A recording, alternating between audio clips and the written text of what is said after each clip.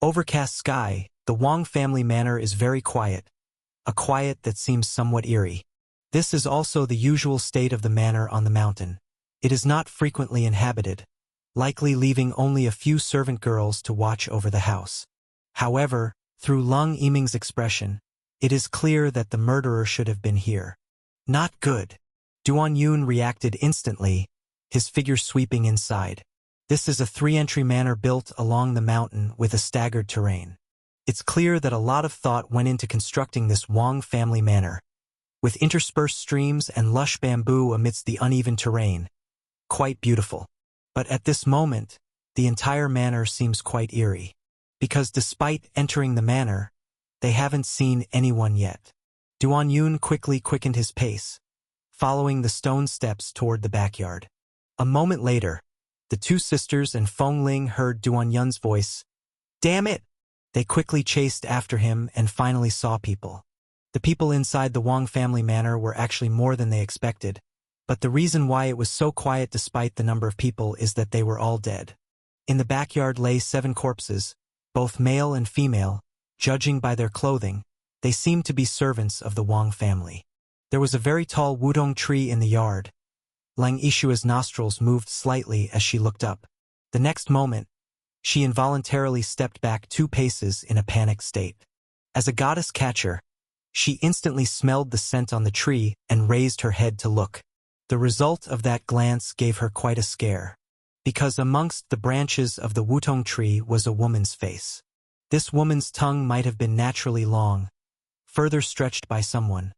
Thus, at a glance, she resembled a long-tongued ghost, extremely horrifying. Evidently, this was also a corpse deliberately made this way, placed in the tree. Feng Linger even recognized who this corpse was. This was the wife of young Master Wang, once famous in Wangchun City for her tongue skills, said to twist her tongue 9 times in one go, deeply loved by young Master Wang. And now she was dead here. These corpses all carried a strong earthy stench, a smell that made Lang Yiming and Lang Yishue uncomfortable, because in their eyes this seemed like a plague brought by rat phase. In the martial world, rat disasters are often linked to plagues, always giving a sense of ominousness. If this was indeed the work of rat phase, it could only be said that they were facing the most terrifying rat in the world, without exception. Duan Yun had already pushed the door open and entered.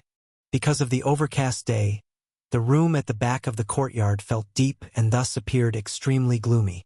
Along with the corpses inside and outside, the entire Wang family manor appeared eerily horrific. Duan Yun walked inside, stopping after 10 steps. He raised his head, and what met his eyes was a corpse hanging upside down. The corpse was a young man, clothes disheveled, and Duan Yun was almost certain that this was the work of that damned rat.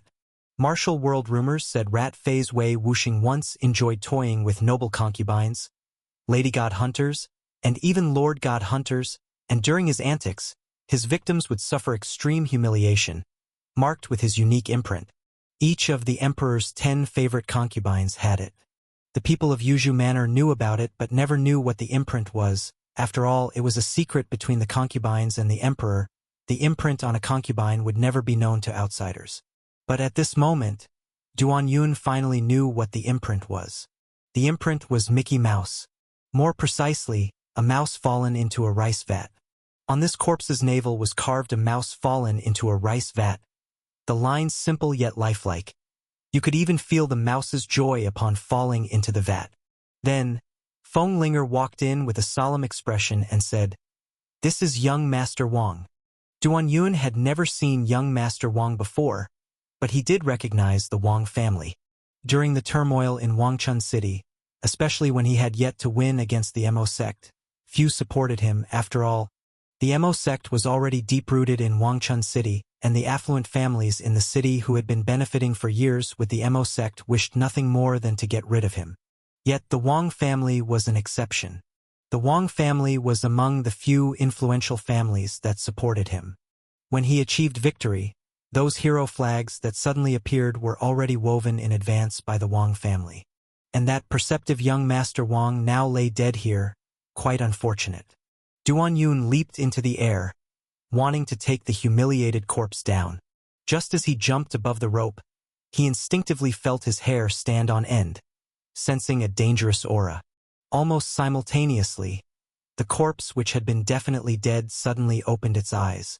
Due to the inverted position, as young Master Wang opened his mouth, a series of pitch-black poison nails shot straight toward Duan Yun's lower vital part. The force of these poison nails was terrifying, perhaps even more powerful than the Tang sect's infamous intestine-piercing bone nails, and given the close distance and suddenness, even if Duan Yun wanted to dodge, it was too late. One could only say this revival of the corpse was extremely cunning, not only in the stealthy strike but also in the precise timing. Because this was precisely when Duan Yun's old strength was exhausted and new strength hadn't developed. Even for a top Qinggong expert in the martial arts, trying to change posture under such circumstances was impossible. Duan Yun was able to act, suddenly stepping on his right foot with his left, generating another surge of strength, pushing himself backward. But due to the rapid speed of the poison nails, as he swung back, the poison nails pierced through his pants and brushed against his skin. However, his skin was not entirely exposed. At the critical moment, the breaking body sword energy had already emerged to protect him. But ultimately, in the rush, the breaking body sword energy only halted the poison needle for a moment before it continued to penetrate, piercing Duan Yun's skin. Almost simultaneously, the more violent sword chi and true chi within Duan Yun surged out, preventing the poison needle from going further. Yet the resurrected young Master Wang clearly was a master of sequential and extremely sinister tricks. As Duan Yun's true chi blocked the poison needle for an instant, he straightened up, striking a palm in midair. This palm strike was equally cunning, with the palm wind spreading in 3 directions, then contracting like a living creature, precisely targeting those poison needles. He intended to drive the poison needle deeper into Duan Yun's flesh. One could only say that among experts, a moment's hesitation leads to a total disadvantage. Duan Yun, taken by surprise, found himself in a passive position. Duan Yun had experienced ambushes before, or rather, he had been ambushed too many times. But he could confidently say that none of the previous ambushes were as perilous as this moment. Seeing his palm strike succeed, young Master Wang couldn't help but laugh, revealing crimson gums. This poison needle was called immortal kneeling. Once it entered the body, even if the old demon Duan had unparalleled skills, it would be difficult to reverse the situation. But in the next moment, young Master Wang wore a surprised expression. After his palm wind struck the poison needle, it hadn't penetrated much deeper. This wasn't because Duan Yun's breaking body sword energy and true chi were too strong. In such haste, the sword chi and true chi couldn't be stronger than the opponent's stored strength. Duan Yun managed to stop the poison needle thanks to his body posture. In young Master Wang's eyes, as the poison needle continued to penetrate, Duan Yun's body fluttered like a piece of paper. That was because he had incorporated spring rain strength into his body. Duan Yun's body had long adapted to the rotation of spring rain, every inch of flesh and blood included. Moreover, he had already discovered that this rotation could not only emit spring rain blade energy, but if used properly, it could also create a peculiar elasticity. This elasticity allowed him to flutter like paper and avoid the poison needle going deeper. Seeing this scene, young Master Wang's surprised expression turned to delight, shouting, "Old Demon Duan, well played." With that, his figure bounced backward, crashing through the wall with a bang. Trying to run after the ambush, Duan Yun gathered his true chi, and the moment the poison needle rebounded, his body chased after young Master Wang's route. But he immediately discovered that the hole in the wall was quite strange. The young Master Wang weighed at least 150 pounds, yet the hole in the wall was no larger than a bull's mouth. How much had he shrunk his bones? Duan Yun also knew basic bone shrinking skills, but couldn't shrink to that extent. So with another bang, he expanded the bull mouth to a small basin mouth and chased after him. Feng Linger, seeing this, followed closely behind. As a result, another bang expanded the small basin mouth into a large basin mouth. This wasn't Feng Linger's fault. Feng Linger had something to say too. "What's your chest measurement and what's mine? how can we compare? Lung Yiming and Lung Yishue, brandishing their blades, also rushed out. In the moment he burst through the wall, Duan Yun locked onto Rat Phase's position and swept with a sword. This was a standard water moon slash. The first sword move Duan Yun had mastered. This sword move wasn't the most exquisite, but had long been integrated into Duan Yun's bodily instincts, triggered in an instant. The sword chi like the water moon swept forward, blocking Rat Phase's path, even splitting the fallen leaves on the ground in half. At this moment, Rat Phase's footing sank, and his whole body descended. Duan Yun slid forward, pursuing, his body also sinking. There was a hole beneath the fallen leaves. This must have been dug in advance by Rat Phase. It could be said that since they entered the Wang family manor, they had stepped into Rat Phase's trap. The deadly ambush disguised as Wei Wuxing's fake death would have likely killed even a grandmaster of a large sect. That Duan Yun survived and could pursue was precisely because he wasn't an ordinary grandmaster. In the hole below, there must be more of Wei Wuxing's traps, filled with danger. But Duan Yun didn't pause, continuing the chase downward. Ha ha ha! This is a cave, old demon Duan. How do you expect to contend with me? As he entered the cave, Duan Yun suddenly detected a strong earthy scent. Earth would stake. Without any hesitation, Duan Yun horizontally swung the Huangshan golden sword forward. Almost simultaneously, two muffled explosions were heard, and two sections of dead wood emerged from both sides, moving to clamp and collided with the Huangshan golden sword. Duan Yun's momentum was momentarily halted, and below the cave, Rat Phase Wei Wuxing launched another assault. He suddenly thrust his 10 fingers forward, piercing through the skin, revealing a long section. It turned out that even his fingers had been disguised. One could only say his skill in disguise and faking death was superb. It should be noted that Feng Linger was already a master of disguise, and even when she followed in, she hadn't noticed any flaws. These 10 fingers were considerably longer than those of an average person, resembling 10 chopsticks, emanating a faint glow. This was something Wei Wuxing had discovered during tomb raiding. Several years ago, he entered a strange and dangerous tomb, called the Zhang family ancient building. While it contained little treasure, he found something far more valuable to him. That was the corpses inside the Zhang family ancient building. From the moment he entered the Zhang family ancient building, Rat Phase Wei Wuxing sensed it was a companion's tomb, and the Zhang family people buried inside were truly peculiar, especially the 5 corpses deep inside the ancient building. All of them had incredibly intricate qilin tattoos, and their index and middle fingers were much longer than ordinary people's. Wei Wuxing felt that these fingers were likely the legendary Fakyu fingers, and the best of the best. So he took these fingers and used the blood fusion technique to make them his own. Thus, at this moment, Wei Wuxing could be said to possess 10 Fakyu fingers. Because of the qilin tattoos on those members of the Zhang family, he named them qilin fingers. As for the qilin tattoos on their bodies, he had long since cut them off, but hadn't yet discovered their mystical use. Facing Duan Yun, Wei Wuxing discovered this was a formidable opponent, and immediately unleashed the power of the 10 Fakyu fingers. Qilin fingers! Wei Wuxing thrust out his 10 fingers. The finger chi burst through the air like cannonballs. Compete with me using fingers! Jade sword finger! Duan Yun also extended both hands, releasing 10 streams of sword chi from his fingers. Compared to the qilin fingers, the jade sword fingers seemed rather simple, yet it couldn't be discounted as it was the second move Duan Yun had mastered, and he had elevated it to an extraordinary level.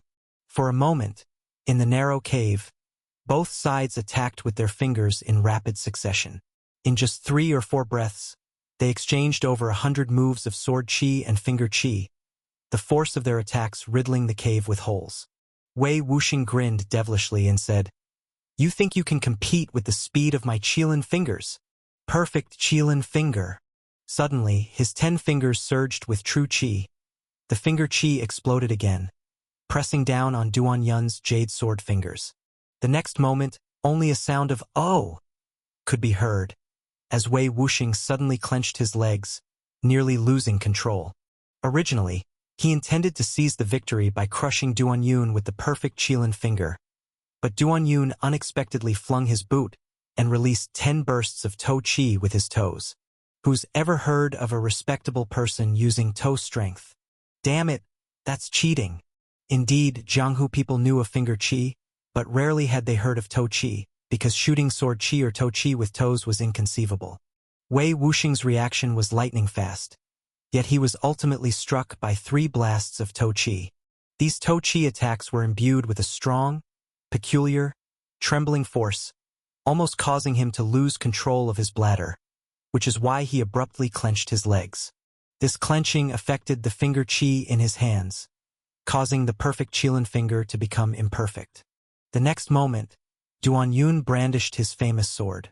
A flurry of 10-layered spring rain blade chi, representing the pinnacle of suffering, pierced through a gap and stabbed into the rat phase's thigh.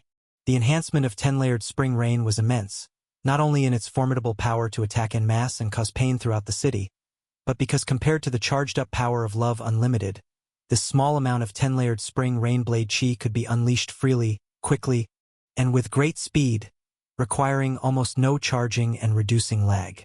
A sorrowful and shrill scream rang out, and the grievously pained Wei Wuxing finally couldn't hold it in, as urine sprayed everywhere, and he even painfully defecated. But he was also ruthless. Swiftly sliding his leg to the side, he forcibly extracted himself from the red line like spring rain blade chi, regaining his freedom. Like Wei Wuxing earlier, Duan Yun was also someone who would fiercely bite his opponent if given the chance. As the blade's body rotated, another red line of blade chi emerged.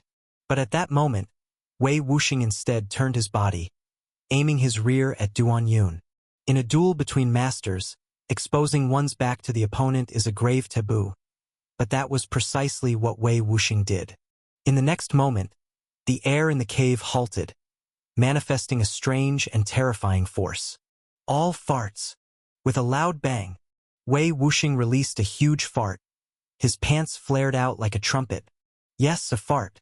Duan Yun never expected that a person's fart could be this magnitude, comparable in loudness to a thunderclap.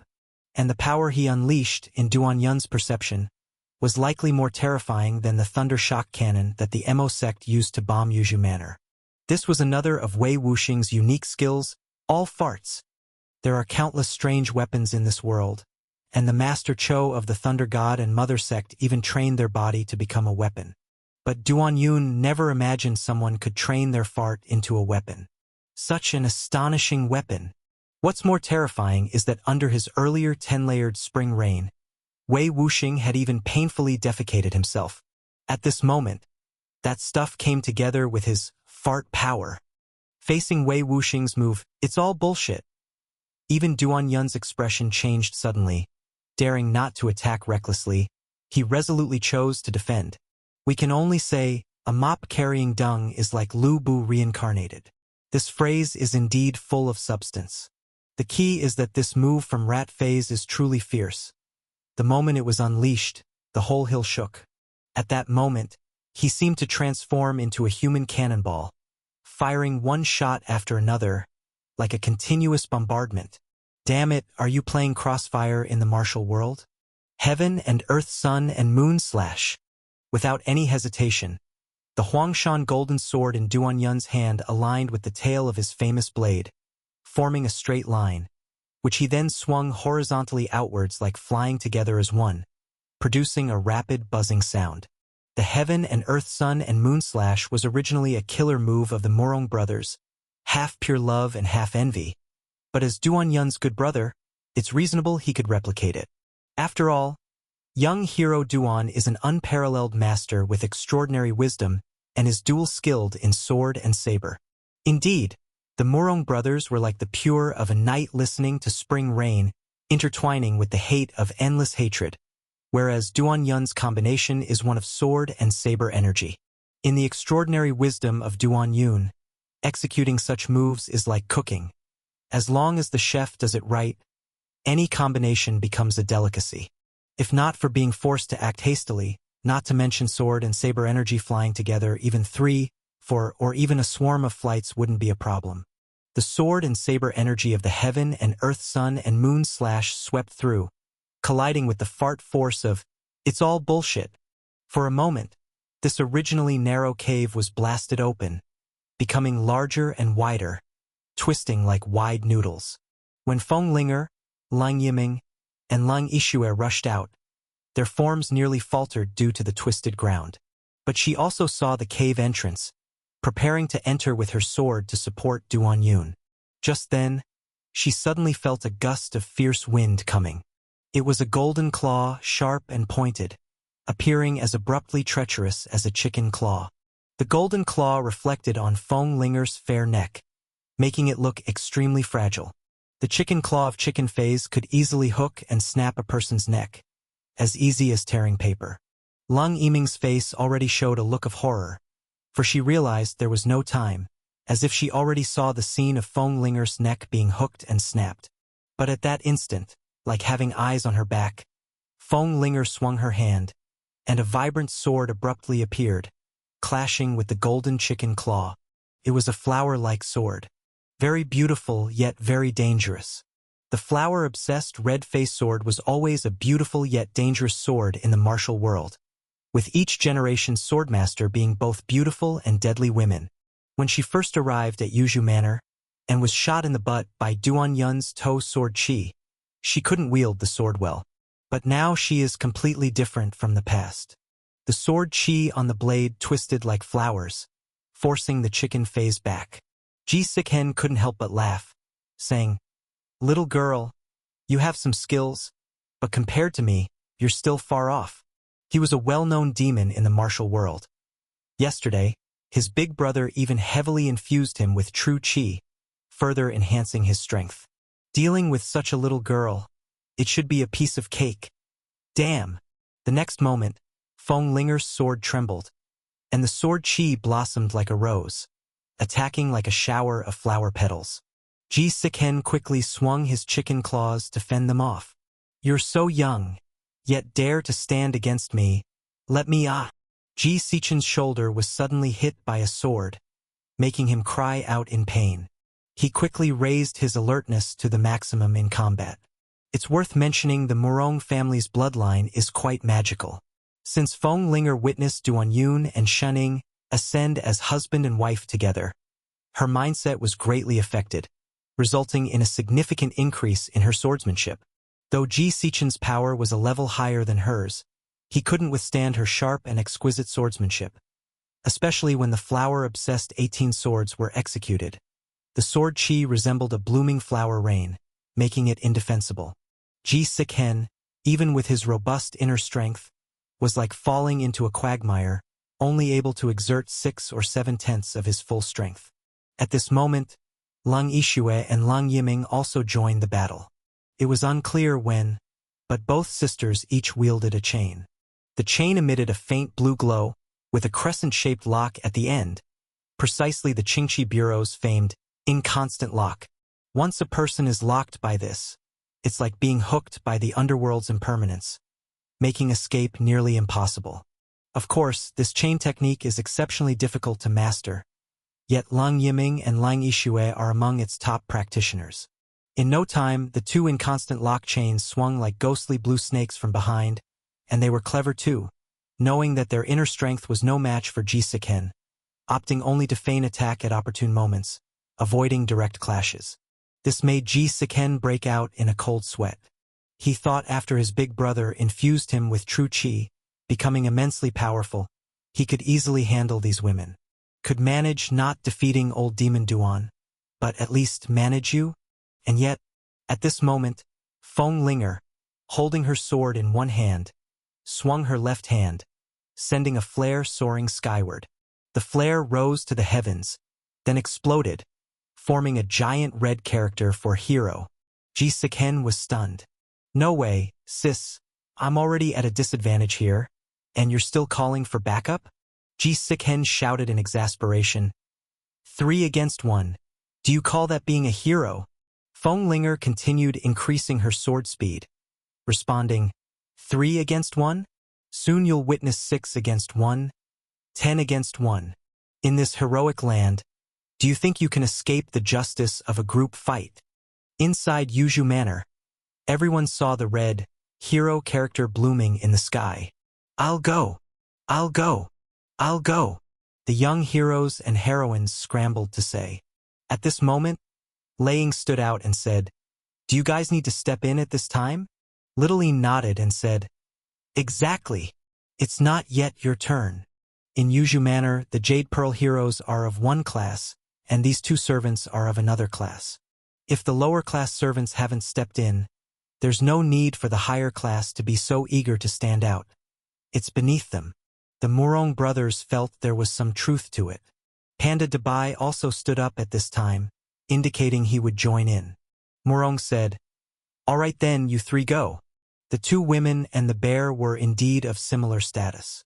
If Little Ying and Lei Ying could be considered mounts, one could say the manor's livestock had been deployed. With the approval, Little Ying, Lei Ying, and Dabai charged out together. Position is earned through combat. Little Ying and Lei Ying deeply understood this. Without their previous efforts, they would still be livestock rather than servants. On the graveyard mountain, Little Yin's second and third sisters watched her rushing out and were shocked. What? Why is sister still going to help old demon? Yeah. Look at her. Why does she seem so earnest and happy? Could she be doing it deliberately to stab in the back? Yeah. It's highly possible. That Lei Ying also suffered huge humiliation. She might be stabbing in the back too. Let's hurry and follow. If old demon is gravely injured, it would be a golden opportunity. Without any hesitation, the second and third sisters also ran towards them. By then, Ji Sikhen was already performing his unique movement technique, Golden Chicken Stand. While standing on one chicken foot, he used the evil chicken claw, attempting to tear one of the three women apart and then find a chance to break through and escape. But the tricky part was that Feng Linger's sword chi was layered and couldn't be shaken off, and the two goddesses' catcher were very cunning or rather experienced, not giving him any chance to get close. At this moment, Feng Linger was also very clear in her purpose. She wasn't rushing to attack, just entangling the opponent. Once reinforcements arrived, it would be a melee of heroes against an evil demon. With a loud shout, Ji Sikhen was about to take a risk and leap up, hoping to find a way out. Just then, a terrifying bear roar sounded, startling him so much that he lost balance on his chicken foot. In the next moment, a panda clad in a fiery red cloak rolled down from the hillside like a wind and fire wheel. Dabai rolled very fast, closing in within the blink of an eye. Ji Sikhen didn't expect a panda to attack, so he could only sweep a chicken claw horizontally. This sweep was powerful, and even if the panda had thick skin, it would be severely injured. But as it approached, Dabai's frantically rolling body came to a nimble halt. This was an unimaginable move for a chubby panda, like describing a 300-pound fat man as agile as a swallow, very incongruous. This incongruity was precisely where Dabai's movement technique was exquisite. This halt disrupted Ji Sichen's rhythm, while from behind, Dabai swung out a dark green bamboo stick horizontally. This sweep was powerful, like an iron chain across a river, imposing in momentum. How dare a panda come here to provoke? Ji Sikhen was furious, followed with a chicken claw sweep. With a bang, due to Ji Sichen's higher realm, Dabai's bamboo stick shattered like flowers under pressure, and its thick body was tilted by the power.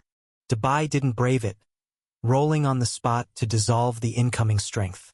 At this moment, a sound of breaking through the air arose. Lei Ying descended from the sky, and with her curves trembling, a wooden sword was drawn from a gully, slashing down. Her famous sword was confiscated by Duan Yun, so she crafted a wooden sword on the way. Though it was a wooden sword, it burst forth with terrifying power in Lei Ying's hand. Just as the wooden sword emerged from the abyss, a huge, blazing sword chi extended 5 zhang long, slashing down. From afar, Lei Ying looked like wielding a 10+ meter long greatsword. Ji Sikhen saw it, his face twisted in agony, thinking, "This is bad." The power of this slash was extraordinary. Even with his current profound power, he might not withstand it. Bear in mind, Lei Ying's one slash could challenge Duan Yun. Though she mastered only this exquisite slash, and though the wooden sword discounted her sword technique, it could not deal with old demon Duan. How could it not deal with you? Where did this demoness come from? Ji Sikhen dared not confront it head-on. Switched his chicken foot in the golden chicken stand, his body spinning like a whirlwind dodging sideways. Under his unique movement technique, his form was already swift. But with Feng Linger's constraints at the front and Lei Ying's ruthless slash following, he was ultimately slow. Ah! For chicken toes were severed, blood splattering.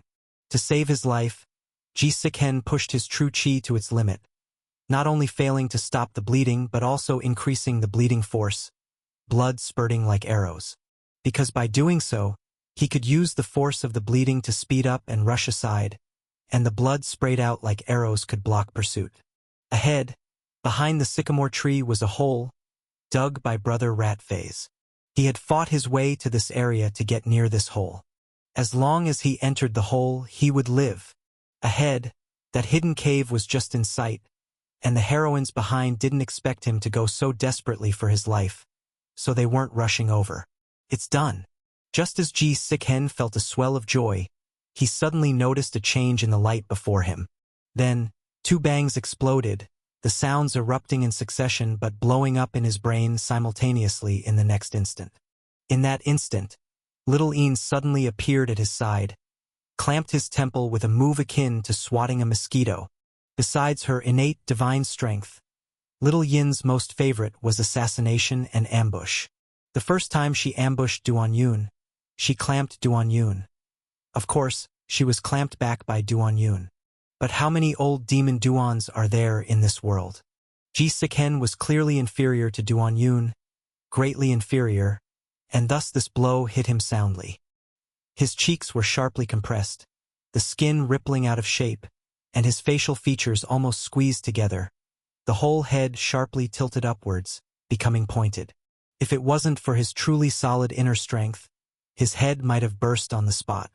In fact, Little Yin's slap with her innate divine strength would burst even gold and stone, which shows how ironclad Ji Sichen's head was. But at this moment, even with his iron head, it was useless, because the blow was too heavy, too brutal. Sensing stars in his eyes and bleeding from the 7 orifices couldn't sufficiently describe his misery. At this moment, his brain was a scrambled mess, even forgetting who his great-grandmother was. With a bang, his body fell stiff right outside the cave's entrance, his hand even touching the edge but merely twitching there. Just one step short, just one step. By then, Feng Linger and others had arrived. Feng Linger flicked her red face sword, stabbing Ji Sichen's kidney, and the 2 goddess catcher sisters shattered his other kidney with 2 chains. With the final move from Dabai, Dabai flew across the sky, performing a grand sit. This could be termed a meat projectile impact, pressing the shit out of Ji Sikhen. Now, Ji Sikhen couldn't possibly resist any longer. This evil demon was besieged to death by them, making everyone very happy. Watching Little Een standing with her arms akimbo, laughing happily, the 2nd and 3rd sisters in the distance observing all were dumbfounded. Is eldest sister stabbing in the back? Why does it feel like the elder sister made a great effort? Like a sure kill? Eldest sister, are you pretending, waiting for a greater stab in the back? Or genuinely becoming a heroine? I can't tell, really can't tell. Momentarily, numerous question marks popped up above the sisters' heads, and at this moment, Lei Ying was the first to react, saying, "Where's the master?" Feng Linger, hearing this, hurriedly rushed back to that cave entrance. Feng Linger and her group hurried to the outside of the Wang family manor, precisely where Duan Yun had previously drilled a hole. However, Feng Linger was visibly stunned because that hole had disappeared. Such a big hole, how could it have vanished? At this moment, Lang Yiming and Lang Ishues simultaneously closed their eyes, took a deep breath, like obsessed women sniffing the underwear of their beloved. Then, they opened their eyes simultaneously and ran towards the poplar forest next to them. This season, the poplar trees had not yet grown new leaves, bare and smooth like the irreversible bald heads of middle-aged men. Yet, the fallen leaves piled on the ground were quite thick, like the hair that fell when middle-aged men with hair shampooed. But at this moment, these fallen hairs were tumbling. A pitch-black entrance was swaying there, sometimes on the left, sometimes on the right, with an unpredictable trajectory. This entrance was the same one Duan Yun had drilled into earlier to chase Wei Wuxing, only now it was swaying mysteriously. Seeing this entrance moving towards him, Lei Ying didn't hesitate and dove in with a motion of diving into waves. But with a loud crash, only Lei Ying's buttocks and long legs were sticking out, struggling. Because at that moment, the entrance had shifted again, so Lei Ying ended up diving into the ground. Seeing the entrance swaying like a snake towards Little Yin's side, Little Yin seized the opportunity from Lei Ying, rushing forward quickly and steadily, sliding into it with a smooth slide tackle motion. As a result, once she went in, the entrance shook more violently, as if about to explode. With a scream, Little Yin flew out trailing smoke. When she hit the ground, everyone was startled, including Panda Debai. She was covered in at least dozens of fist and footprint marks, her head swollen like a pig's head, transforming from a blooming young girl to a pig-like ugly girl. If not for the clothing she wore, even the second sister and third sister observing the scene wouldn't have recognized her. Lei Ying exclaimed, "What a vicious wind god leg!" Feng Linger added, "What a vicious mantis fist!" At this moment, Little Yin was severely injured. Although apparently hit by fists and feet, she looked as if stung by a swarm of venomous bees, swollen all over. Even experienced individuals like Lei Ying and Feng Linger were at a loss for treating her injuries immediately. All that could be said was that the things inside were extremely venomous. Everyone looked again at that pitch-black entrance, and only fear remained. This might be an existence even more terrifying than the demon cave. Inside the cave, Duan Yun and Wei Wuxing were engaged in an intense battle. Since Rat Fei's emerged from the tomb, he hadn't met an opponent who could withstand more than 10 moves from him. He even arrogantly thought of challenging Mingyu Palace, and Duan Yun, having greatly improved his power since the blood battle with the Thunder God and Mother, hadn't had a good fight in a long time either. Inside the cave, after a series of exchanges, both felt they had encountered a worthy opponent, so their fighting spirit surged rapidly. Undeniably, both were prodigies with diverse knowledge and remarkable power. On Duan Yun's side, wielding the dual masters of sword and saber, fists and kicks exchanged. Even toes, fingers, and navel could emit sword chi. Meanwhile, Wei Wuxing, after years of grave robbing, understood a bit of everything and could integrate it all seamlessly. From the beginning of the fierce exchanges until now, they had at least exchanged hundreds of moves without repeating even one.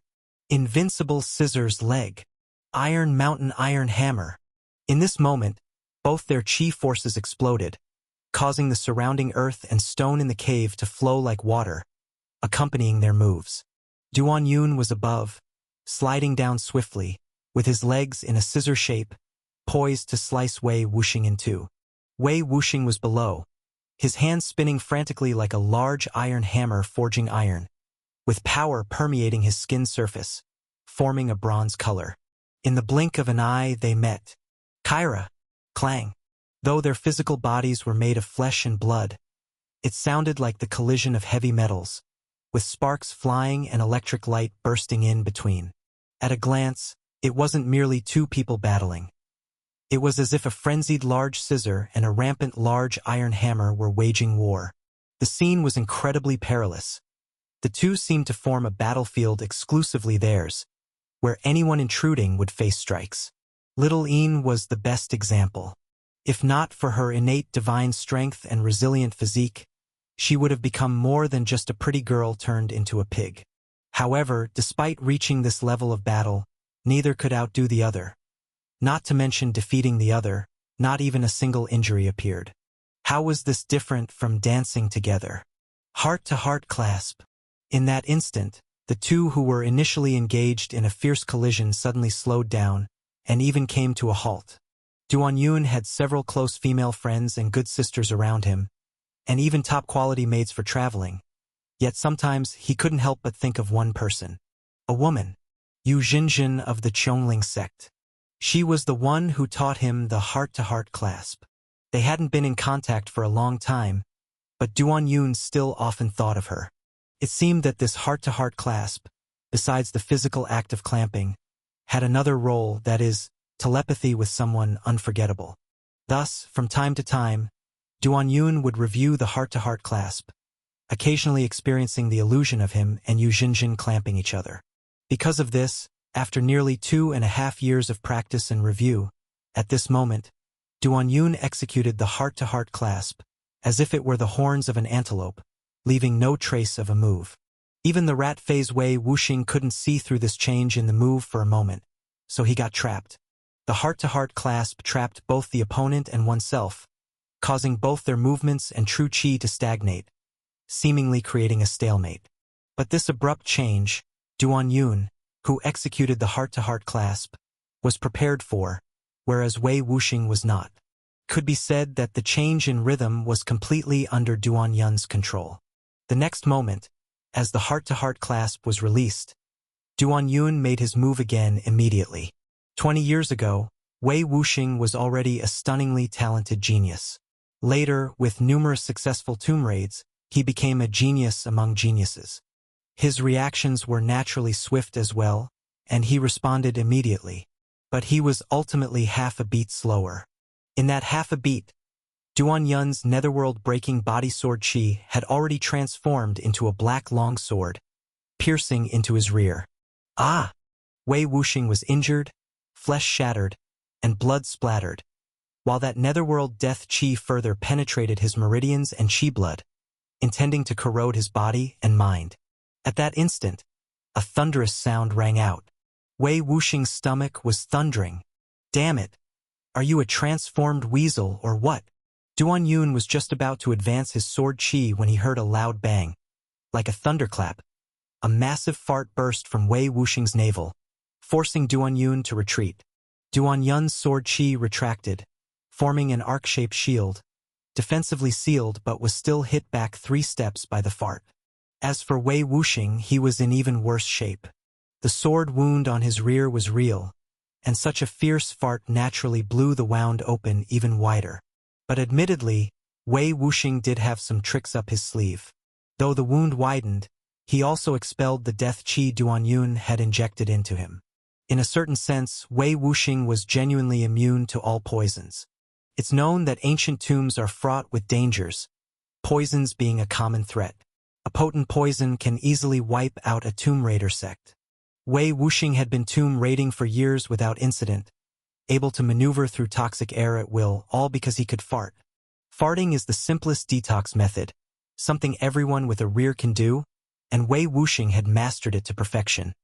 A return to simplicity approach, practically leaving no poison in the world his farts couldn't expel. There was a time when Wei Wuxing, dressed in a robe filled with poetry and as graceful as a banished sword immortal, would find a place to fart. And he'd do it all day. It was this day-in and day-out practice that granted him such remarkable strength. Though the death qi was expelled, Wei Wuxing did suffer a loss. He couldn't help but laugh and say, "Forcing me to such an extent, old demon Duan, you really are something." With that, he scurried off, choosing to flee. After letting out such a huge fart on me, he still wants to run? Duan Yun finally realized why those corpses and dirt had such a strong earthy stench. It was all this guy's poison. In some ways, those 8 people from the Wang family were burst to death by his farts. Without any hesitation, Duan Yun chased after him. Wei Wuxing was exceptionally fast, as he was the best in the world at digging tunnels. He extended his hands forward, and the 10 Fakyu fingers from the Zhang family ancient building seemed alive, paving a path through the soil for him. Duan Yun, of course, gave chase. He wasn't as skilled at digging as Wei Wuxing, but he could catch a ride on the air currents and keep diving down through the tunnels Wei Wuxing made. But the further he chased, the more he felt something was off, because the tunnel ahead was getting narrower. This was definitely Wei Wuxing's bone shrinking skills at work. The bone shrinking skills made the tunnel progressively smaller, giving Duan Yun the illusion that the digger was not a person but an actual rat. He had to slide and dig as he went, shoveling dirt while pursuing. The surrounding soil flew back like flowing water. This undoubtedly increased his true chi consumption, but it allowed Duan Yun to stay closely on Wei Wuxing's tail. Just then, Duan Yun's vision blurred, and his feet shrank back suddenly. With a bang, even though he braked early, Duan Yun still crashed solidly into a piece of granite. This granite had a tunnel directly beneath it. That stinky rat had set a trap for him. Duan Yun continued his pursuit. By now, he was no longer afraid of losing him. Because soil isn't like water, water leaves no trace. But even if Wei Wuxing could shrink to the size of a rat, he would still leave a trail. Duan Yun plunged straight down through the tunnel, leaving not a speck to chance. Suddenly, he felt a relief and found himself floating in midair. Beneath him was a hollow space. At the moment Duan Yun landed, he suddenly leapt up. Below, the sand formed a vortex trying to engulf him, while simultaneously, countless poison arrows attacked. The breaking body sword chi emanated from around him, deflecting them. Duan Yun had already realized that this was a secret chamber filled with numerous deadly traps. With a patter, Duan Yun landed outside the engaging quicksand, seeing a path lit with everlasting lamps. Observing the passage's style and specifications, along with the slightly green everlasting lamps, confirmed that this was a tomb. The tunnel Wei Wuxing dug led directly to an ancient tomb. This clearly wasn't a coincidence. Trying to stall me with the tomb's traps? Afraid that Wei Wuxing might escape, Duan Yun quickly followed the passage because he had already noticed traces along the way.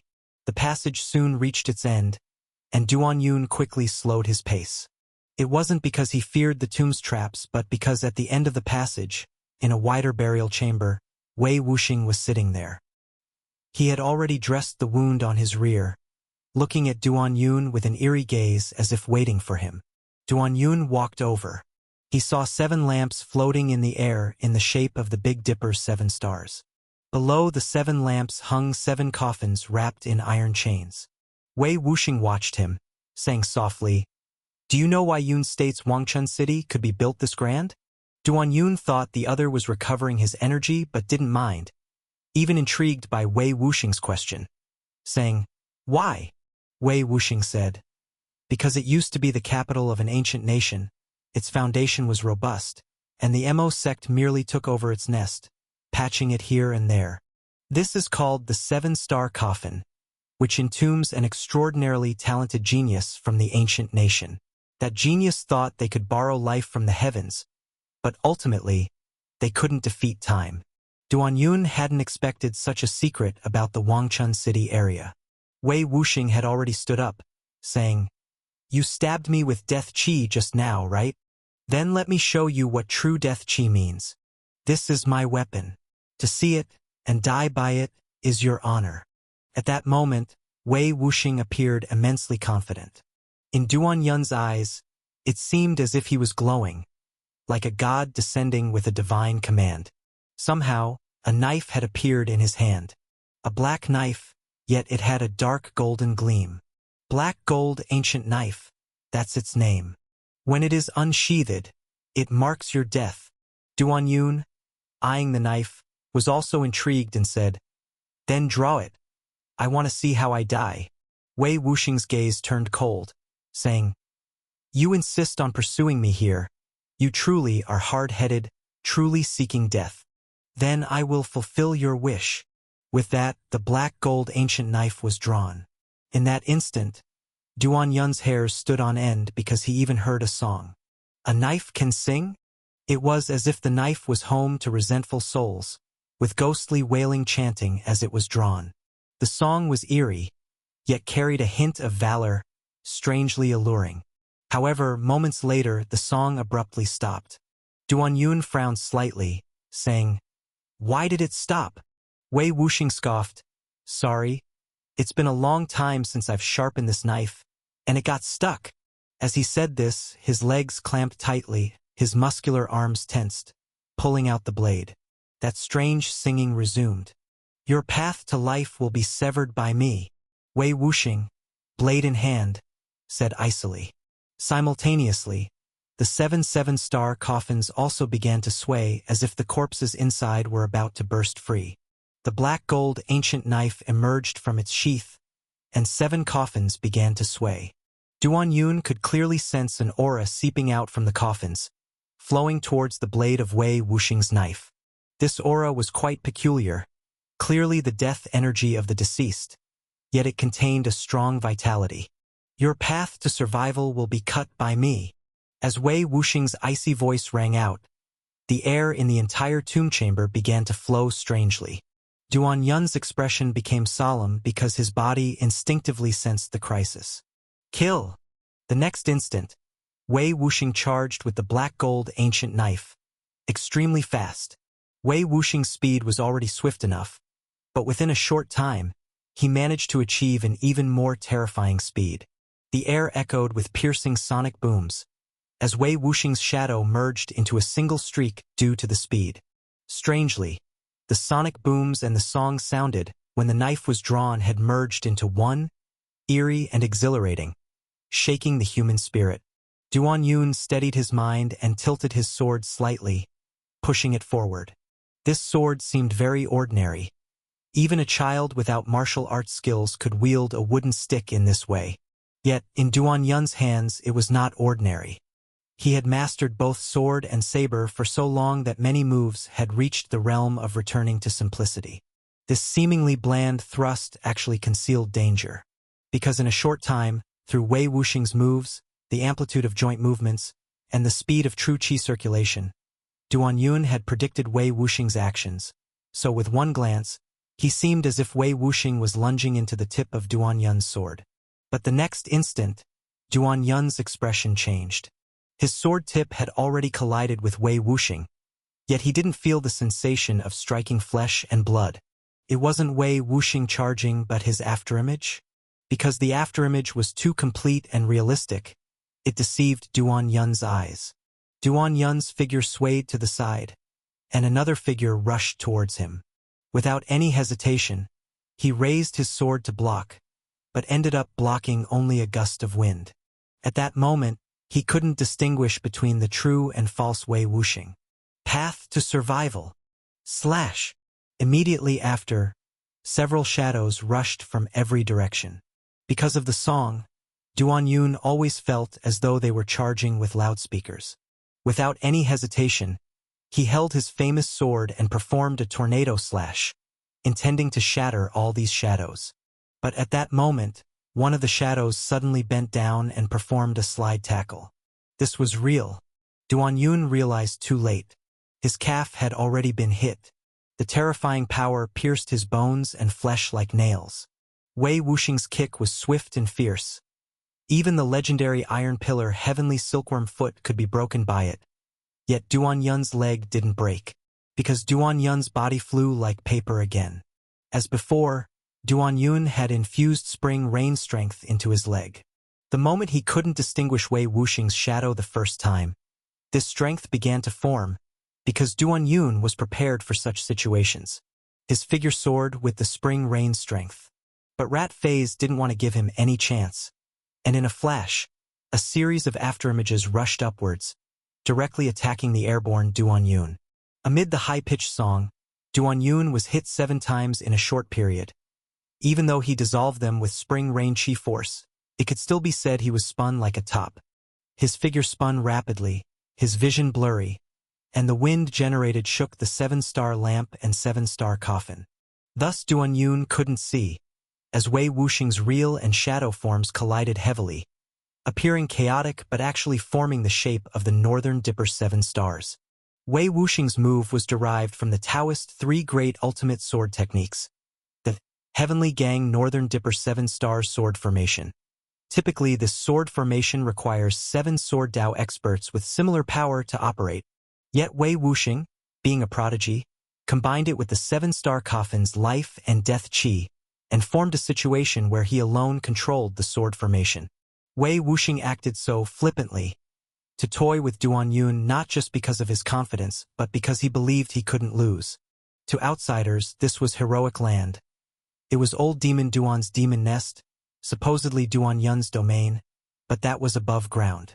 Wei Wuxing had been here years ago, had visited the underground tomb of Wangchun City, and obtained what he wanted. This place was his domain. Duan Yun daring to pursue meant victory for him. And old demon Duan really stubbornly pursued. Ha ha ha!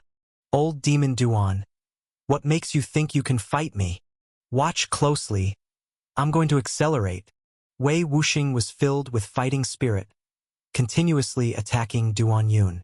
Duan Yun, despite cleverly resolving with spring rain strength, was ultimately passive and couldn't withstand for long. Like now, rare injuries appeared. The skin on his arm reddened, and a patch of skin was torn. Moreover, he increasingly felt the spring rain strength couldn't keep up with the opponent's speed. If this continued, it would surely lead to bloody, severe injuries. Duan Yun felt the terrifying offensives all around him and couldn't help but say, "To force me to such an extent, you are indeed a leader among evil demons." Electromagnetic sword field. With the sound of dense electric currents, the electromagnetic sword field erupted. Wei Wuxing's Heavenly Gang Northern Dipper 7 Stars Sword Formation, which was charging at extreme speed, suddenly stalled. It said, Heavenly Gang Northern Dipper 7 Stars Sword Formation is Wei Wuxing's sword field, where within his sword field, Duan Yun was spun like a top. At this moment, Duan Yun's sword field was also generated. As the two sword fields clashed, they began to restrain each other. The Heavenly Gang Beidou 7 Stars Sword Formation emphasized extreme speed, blurring reality, while Duan Yun's electromagnetic sword field sought to control everything. Within the electromagnetic sword field, fine dust in the surroundings came to a halt, suspended in the air, too frightened to move. The rebounding sword field was surrounded by electric swords, like a cage, and within this cage, everything had to follow Duan Yun's command. If he commanded the things inside to kneel, even the dust had to obey. However, Wei Wuxing's sword formation was an anomaly inside the cage, like a defiant beast trying to break free of its confines. Although it was an anomaly and refused to submit, it was ultimately influenced by the sword field, its speed being dragged down. At this moment, Duan Yun could already discern who the real Wei Wuxing was. The real Wei Wuxing had 6 swirls atop his head, while the shadow lacked such detail. "You stinking rat! Take a sword from me!" Duan Yun gripped his sword with both hands, as the surrounding lightning converged on the blade, emitting a terrifying thunderous roar. In the next instant, Duan Yun plunged himself and his sword into the ground. With a bang, the lighting exploded, spreading across the ground, forming a net of jumping electricity. Wei Wuxing, on the other hand, was trembling violently, like a fish electrocuted. Along with him trembled his rousing song. Roar! Kick! Slash! His singing voice stuttered, trembling intensely. By this time, Duan Yun was in a stance with a sword in one hand and a saber in the other. In the next moment, he charged at Wei Wuxing with lightning trailing behind. The electric light traced and leaped, forming a flowing light, making Duan Yun appear like a beam of light himself. Sun and moon flowing light. The Huangshan golden sword and the famous saber crossed paths, forming 2 streaks of different colored flowing light, slashing toward Wei Wuxing. Slash! Cut off your escape route. At this moment, Wei Wuxing broke free of the electric net's confinement, his body accelerating rapidly, leaping upward and forming a mirage. Duan Yun's crossing slashes flew beneath his feet, the sword chi slicing through, shattering the thick bronze wall into pieces. Having dodged the slash, Wei Wuxing couldn't help but breathe a sigh of relief. If he had been struck by such a slash, he estimated he would be severely injured. His path of life would be severed. But almost simultaneously, his breath caught in his throat. This was because, after Duan Yun executed that flowing light slash, he didn't look back, yet his body had smoothly surged backward and upward, like a streaming light charging toward Wei Wuxing again. This flowing light slash actually had a follow-up move. Wei Wuxing gritted his teeth, as his black gold ancient knife resounded with an even higher-pitched song, trying to carry Wei Wuxing away from danger. Unfortunately, it was too slow. A moment of relaxation after that sigh, just a fraction of a second too slow. But slow is slow. The flowing light formed by the saber and sword passed through Wei Wuxing's overlapping 3 silhouettes, and even through his real body. Ah! A piercing, tragic scream sounded, as Wei Wuxing and the black-gold ancient knife continued their song, but his left calf had been severed from his body. Duan Yun's floating form twisted, as the Huangshan golden sword in his hand flicked, casting away the remaining electric light. The electric light formed an arc like 3 crescents, directly striking Wei Wuxing. Wei Wuxing's body was instantly spun like a top, plummeting downward. With a bang, the floor of the tomb chamber burst open, unleashing countless streams of golden sand. This golden sand seemed ready to devour any person in an instant, swallowing Wei Wuxing whole. This quicksand was intended to counter tomb raiders, and Wei Wuxing being trapped should have been troublesome, but Duan Yun exclaimed, "Not good!" For Wei Wuxing's tomb raiding skills were perfected, entering an ancient tomb like returning home. This potentially lethal quicksand was no different from taking a bath for him. After his left calf was severed and his internals injured by 3 arcs of electricity, he opted to escape using the quicksand. Duan Yun sliced through the quicksand with a sword and gave chase. It had to be said. This quicksand was scorching, fine, and dense, much more challenging to pursue within than in soil. However, Wei Wuxing was injured, bleeding scarlet traces that left a trail, and with Duan Yun's extraordinary wisdom at its peak, he quickly adapted to the quicksand environment and chased at incredible speed. Wei Wuxing wriggled through the quicksand like an eel. Duan Yun closely followed behind. At a glance, it truly felt like a chase scene, with him running and no escape possible with wings. To avoid being caught by Duan Yun, Wei Wuxing even produced thunderous rumbles and gas excretions midway, trying to hinder Duan Yun's pursuit.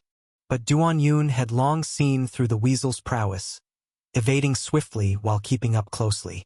With a splash, Wei Wuxing broke free of the quicksand first. His left calf was missing, yet even with just his right foot, he continued to run extremely fast. And Duan Yun emerged, his legs now turned into a shadowy blur. This was also a chamber much larger than the previous one. 7 ink-colored dragon pillars stood here, reaching upward into the darkness beyond what the everlasting lamp illuminated, looking as if propping up the sky. At a glance, you'd think it akin to a palace. Wei Wuxing sprinted like flying on one leg, with Duan Yun wielding his blade and sword in furious pursuit. "Run? Where do you think you're going?" Duan Yun leapt, launching a toe sword in midair, aiming directly at Wei Wuxing's sprinting right foot's ankle. Wei Wuxing seemed to have eyes on his back, jumping straight like a zombie, deftly dodging the sword chi. Yet in the next second, a sultry "ah" escaped his lips. This was because, after the toe sword hit the ground, it bounced up, just piercing into the leaping Wei Wuxing's crotch, creating a metallic clashing sound. Wei Wuxing had practiced the golden bell shield and iron cloth shirt technique, making even his crotch as hard as metal, though even real metal could not withstand old demon Duan's fierce toe strength, so he was injured. He already only had one leg, and with this sudden blow, his stance became unstable as he began to fall. Seeing this, Duan Yun was pleased, accelerating to give chase, aiming to capitalize on this opportunity to deliver a fatal strike. Ahead, a pit appeared. This pit seemed to be surrounded by the 7 dragon pillars, with a massive bronze coffin within. The coffin was huge, its surface carved with countless faces. These faces had large eyes, filled with cloud-like patterns. At a glance, they resembled ancient robed aliens. In the next moment, Wei Wuxing's bones emitted a crisp sound like someone munching on chips. Utilizing this, his body rapidly shrank, lunging toward the coffin. This bronze coffin was peculiar. Not only was it enormous, with eerie faces carved upon it, but it also had a bowl-sized black hole on top. After his bones shrinking, Wei Wuxing's body resembled a fat worm with a human head. Amidst the sound of oil fat being squeezed, he actually wriggled through that small hole in the coffin. With a thud, Duan Yun's body landed heavily on the bronze coffin. He raised his sword and delivered a fierce stab at the hole. He soon realized this hole was exceedingly deep. This thrust neither struck Wei Wuxing nor reached the bottom. Retrieving the Huangshan golden sword, Duan Yun utilized his room pupil technique, peering into the pitch-black hole. The coffin's inky darkness momentarily lightened slightly, penetrating beneath his gaze. Yet, the coffin was too vast and deep for Duan Yun to detect any peculiarities even after scanning around. Duan Yun grew vexed, shouting, "Come out for me! Come out! Come out!" His voice echoed like a repeating machine, and the sword chi he unleashed multiplied, in an instant, sending dozens of sword chi surging through the hole. These sword chi were all endless electric swords, capable of ricocheting within. Inside the coffin, dense collision sounds resonated, echoing dully. This noise persisted for the time an incense stick burns before ceasing. Yet peering inside, Duan Yun still saw nothing clearly. Though his sword chi was dense, it might not necessarily strike that stinking rat. After all, that stinking rat's bone-shrinking skill was too absurd. No response from within. Duan Yun was determined to shatter that stinking rat to pieces today. Thus, he decided to open the coffin. Even though Wei Wuxing, with his rat phase, lost a leg, he still managed to hide inside this gigantic coffin using his astonishing bone-shrinking skills. Thinking that hiding in a coffin would save his life was a grave mistake for someone like young hero Duan. Don't say hiding in a coffin. Even if you were to hide in a fairy's backside, young hero Duan would drag you out and kill you. Without any hesitation, Duan Yun decided to open the coffin. But as he circled around the coffin, he was stunned. Because aside from the hole on top, the coffin was sealed tightly, not showing any gap at all. It's known that inside the coffin shell is a coffin, layer upon layer, with gaps and openings. For instance, the coffins he retrieved from the water twice were of the basic style. But this coffin had none. Neither did the coffin shell outside. It was as if someone built a house but forgot to build doors and windows. Very peculiar. No gap whatsoever. If there were a corpse inside, how did it get in? Surely the corpse couldn't use the bone-shrinking skill to get in like that damn rat? Duan Yun couldn't find any gaps, so he looked at the hole on the coffin again, and, slightly angry, he snapped his fingers, and a heroic fire lotus bloomed in his hand. "Won't come out, huh? If you don't come out, this young hero will roast you rat alive." Boom! Boom! Boom! Duan Yun's arms moved together, and the fire fist, carrying the heroic fire lotus, blasted into the coffin like a cannonball. The gigantic bronze coffin trembled. Smoke rose from the hole, and looking through the hole, it was a sea of fire inside.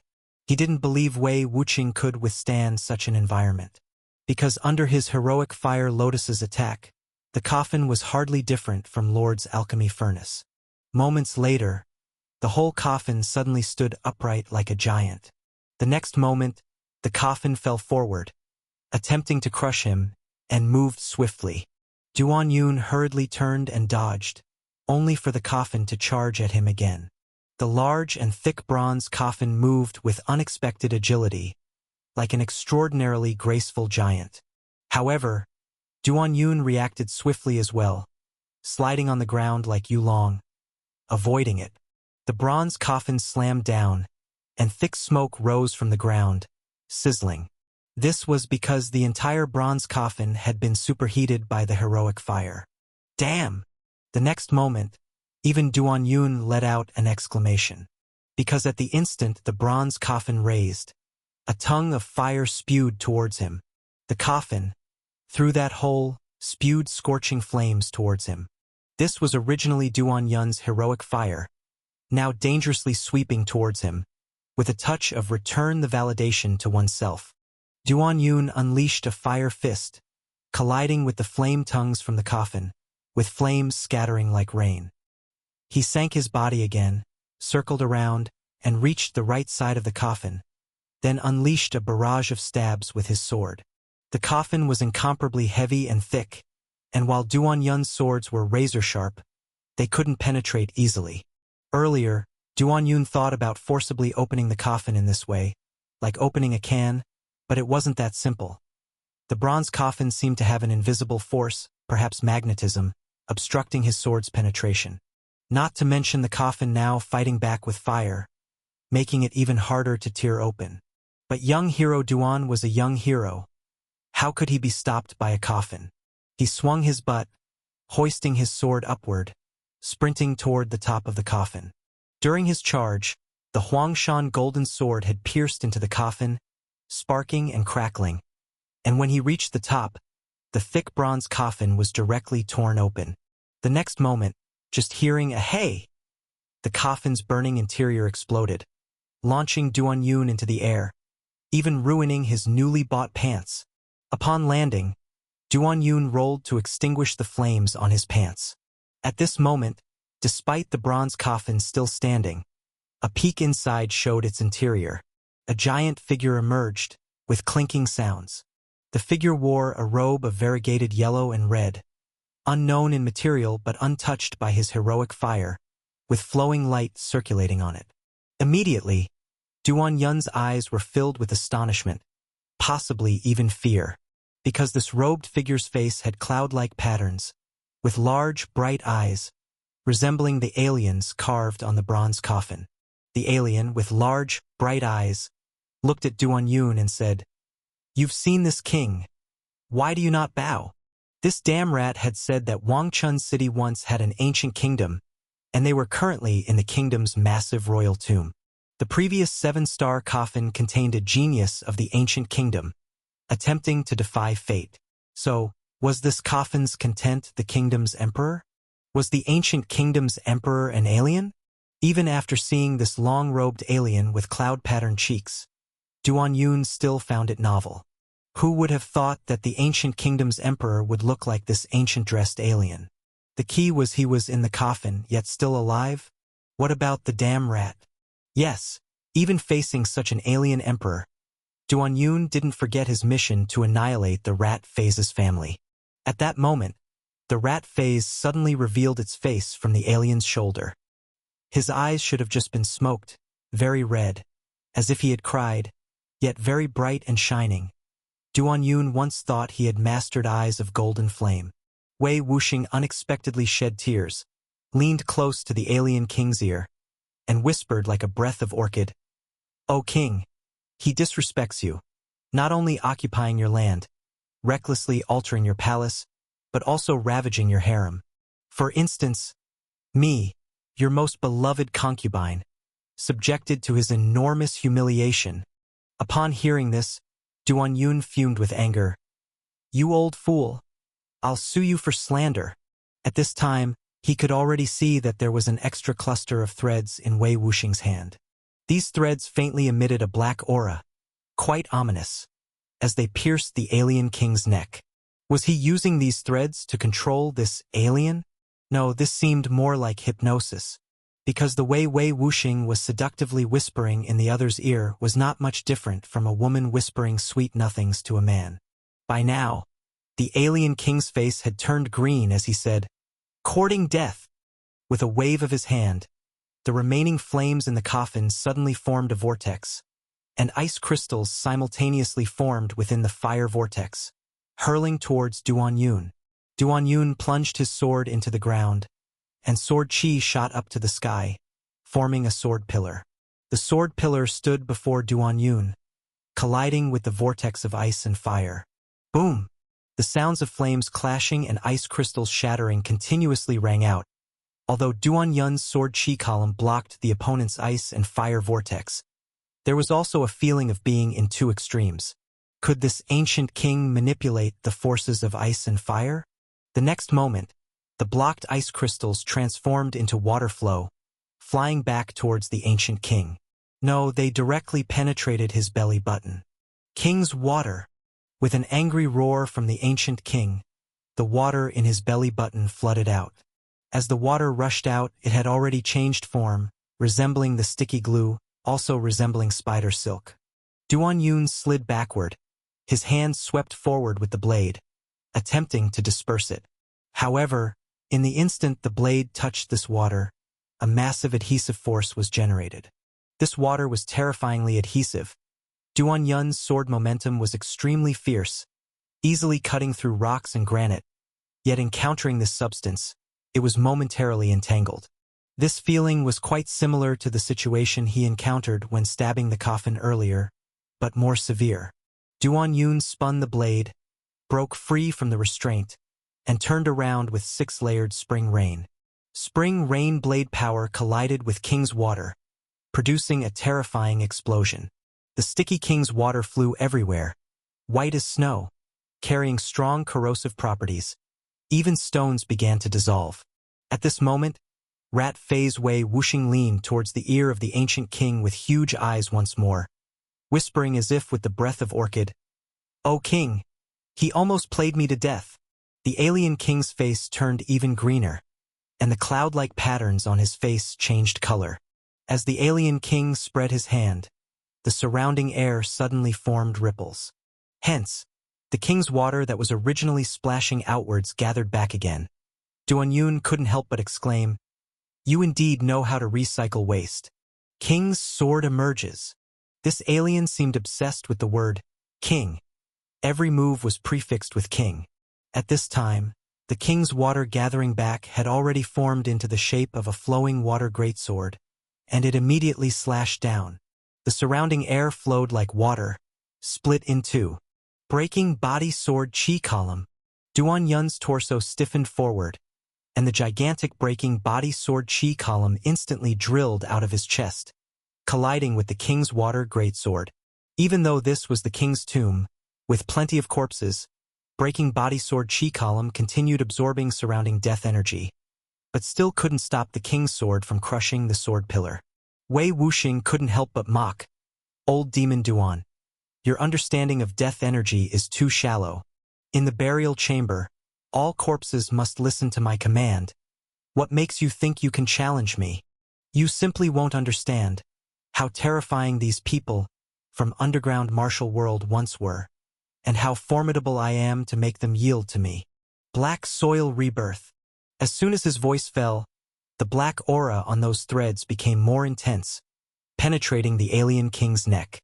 The alien king's neck appeared as if covered with a layer of black soil. His entire aura rapidly surged. It was evident that Wei Wuxing possessed the ability to resurrect these bodies. Almost simultaneously, Wei Wuxing's tone changed again, sounding whiny and seductive. "O king, he played me so badly. I've conceived his spawn. Damn you! Stop slandering me." Duan Yun retorted. "What slander, O king? Look, my belly is already big."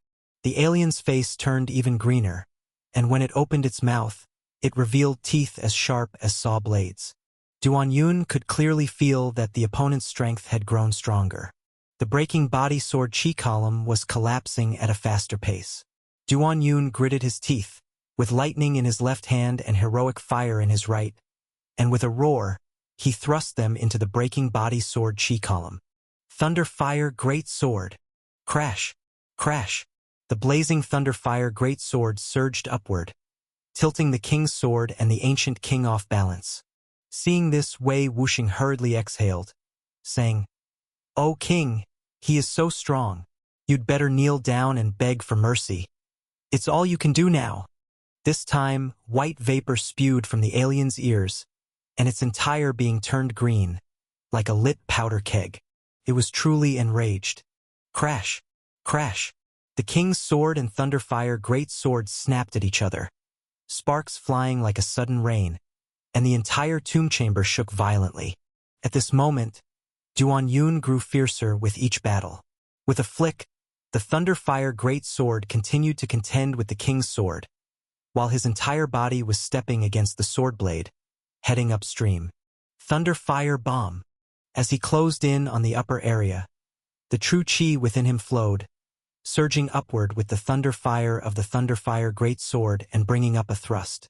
With a bang, Duan Yun's figure rose at an incredible speed, soaring to the upper area. Indeed, his silhouette overlapped multiple times, even faster than Wei Wuxiang's previous shadows. To achieve this level, Duan Yun paid an incredibly heavy price.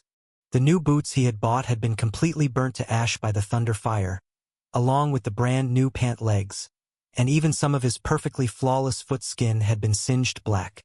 Thus, Duan Yun was extremely furious. This time it was not the dual masters of sword and saber, but both swords were unleashed together.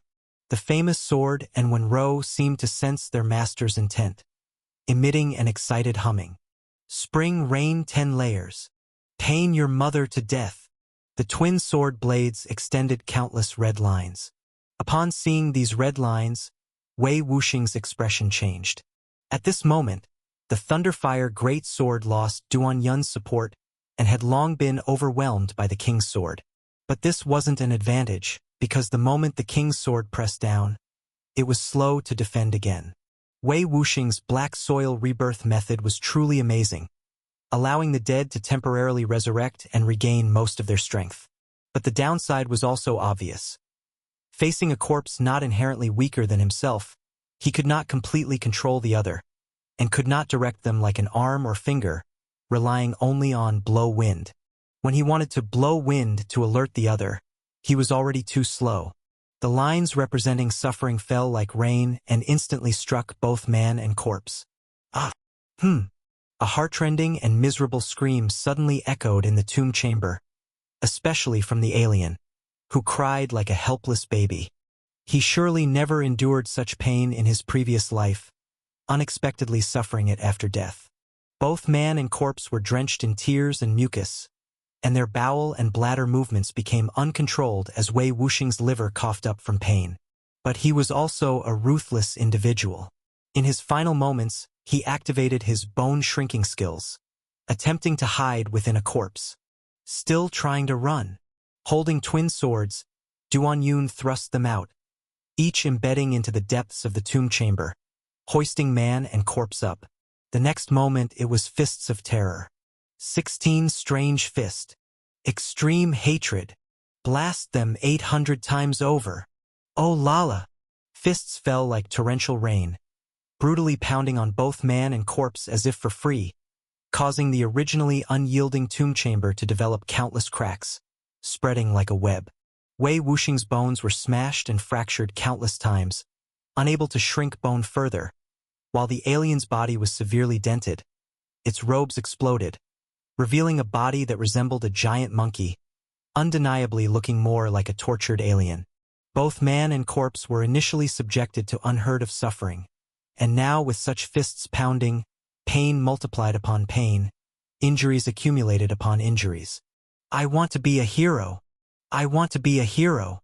Suddenly, both man and corpse had devout eyes, speaking in unison. Duan Yun raised his fists higher, saying, "Only now thinking of being a hero. Too late." Under the unique sense of smell of Lang Yiming and Lang Yixue, Lei Ying and the others finally found their way. They followed the path cleared by Duan Yun and descended all the way to the first tomb chamber. But once they arrived, their clues broke off again. The swirling quicksand not only blocked their path but also hindered Lang Yiming and Lang Yixue from detecting any sense. Lang Yiming showed no sign of giving up, sniffed forcefully and said, "The place is filled with his scent, but he is no longer here." The area was marked with signs of battle. 3 of the 7 star lamps had gone out, and the walls bore traces of swords and blades. Yet, for now, they couldn't find a way out. Lang Yixue hung from a coffin and looked at the still swirling sand below, saying, "Could they have left through this sand?" Just as she was about to lean into the sand to sniff it, suddenly, a terrifying voice yelled out, "I want to be a hero." Though the sound wasn't loud when it reached here, barely discernible, the aura and atmosphere still struck them with fear. At this moment, Feng Linger unexpectedly relaxed and said, "It should be fine now." Ha! In Feng Linger's past experiences, if an opponent shouted this sentence, they were generally at a disadvantage. One might even say the outcome was decided, because it represented the heroic spirit had occupied the opponent's mind, making it extremely difficult for them to regain higher ground. Indeed, Feng Linger's deduction was accurate, as Wei Wuxing was reaching his end. He still had many skills left unexecuted, but now his body was penetrated by bitter spring rain blade qi and washed over by abundant heroic spirit. He had no space to showcase them. He could only blame himself for a moment's carelessness, and old demon Duan was simply too ruthless. A single oversight and he'd nearly be killed by old demon Duan. The fiercest wolf and the wildest dog wouldn't be this ruthless. Because wild wolves and dogs at most bite a chunk off while old demon Duan means to kill. Seeing Duan Yun's fist about to strike again, Wei Wuxing mustered his last ounce of strength to shout, "Can we reconcile now?" Duan Yun paused briefly and said, "Reconcile? At this moment? You must be joking." Fire fist. With a boom, Wei Wuxing's hair was incinerated. To be honest, Wei Wuxing's exterior did resemble that of a handsome man. Something unchanged even if he farted and drilled into corpses' bodies. Unfortunately, he was about to die. He continued to struggle, shouting, "No more tricks. I promise no more tricks. I have a lot of treasures. Lots of secrets. This underground martial world is full of treasures. There are even some in this tomb. Spare me. Spare me and it's all yours." Duan Yun's fire fist halted. Asked, "Is that so?" Wei Wuxing's eyes lit up with joy, and he said, "Really? Ah, I'll take you to find them right now. No need. I'll check it myself." As soon as Duan Yun finished speaking, his hand already pressed onto Wei Wuxing's bald head. Beaming divine skill. Wei Wuxing's true qi instantly surged into Duan Yun's palm. Of course, this true qi was incredibly solid, yet Duan Yun considered his own no less substantial. But he didn't quite like this true qi. Because when true qi reaches this level, it connects with the martial artist's divine soul, allowing him to sense Wei Wuxing's unwillingness and immense suffering, feeling akin to consuming a potent herbal medicine. Still, Duan Yun didn't stop. He didn't favor this true qi, but he wished to view this guy's memories. He had to admit Wei Wuxing was a formidable opponent. And for him to possess these martial arts, there must have been quite a few extraordinary experiences, especially regarding his mention of the underground martial world, which piqued great interest in Duan Yun. By now, fragments of memory had entered Duan Yun's sea of consciousness.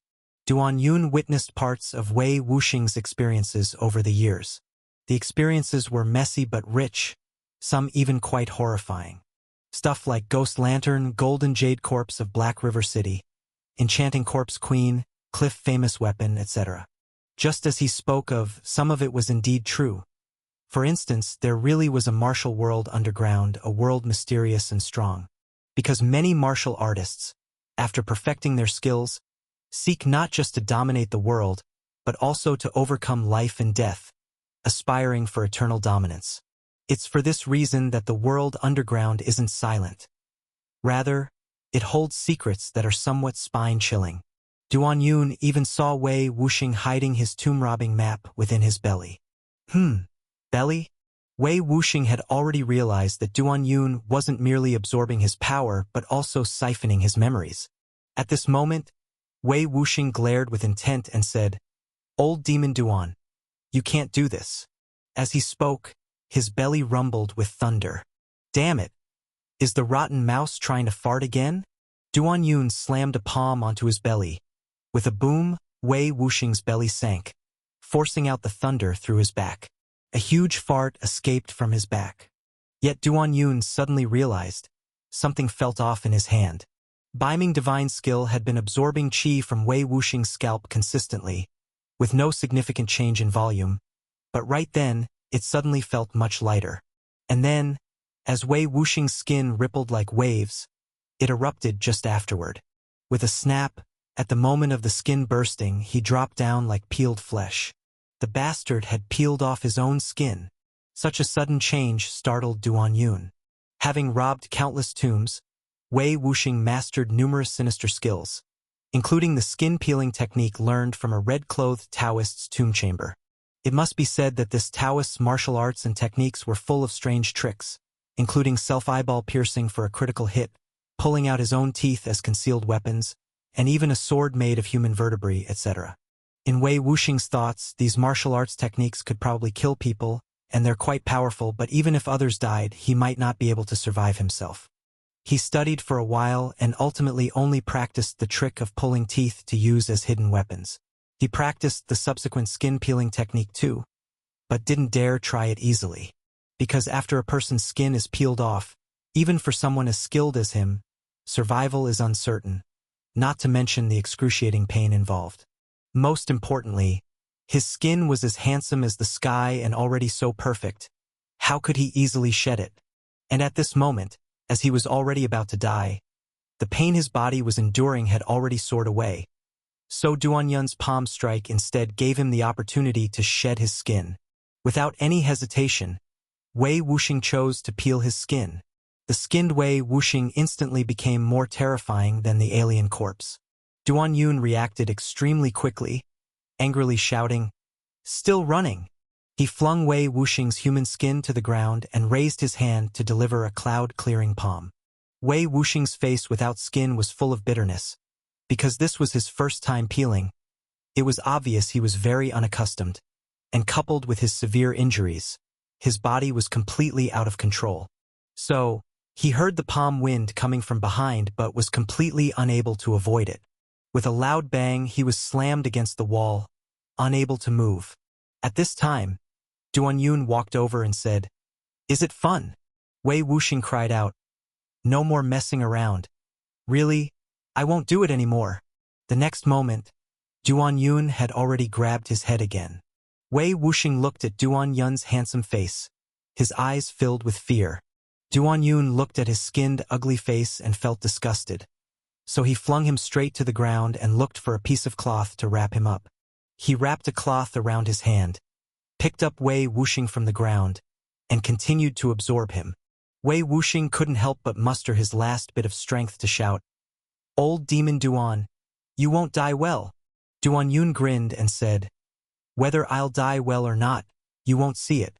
Looking at you, you're bound to die extremely ugly." With that, he dragged Wei Wuxing away to the side. In the tomb chamber, there happened to be a copper mirror. The copper mirror instantly reflected Wei Wuxing's appearance. Duanyun applied force to his hand, wanting to absorb while showing off Wei Wuxing's ugliness. This is the end of going against this young hero.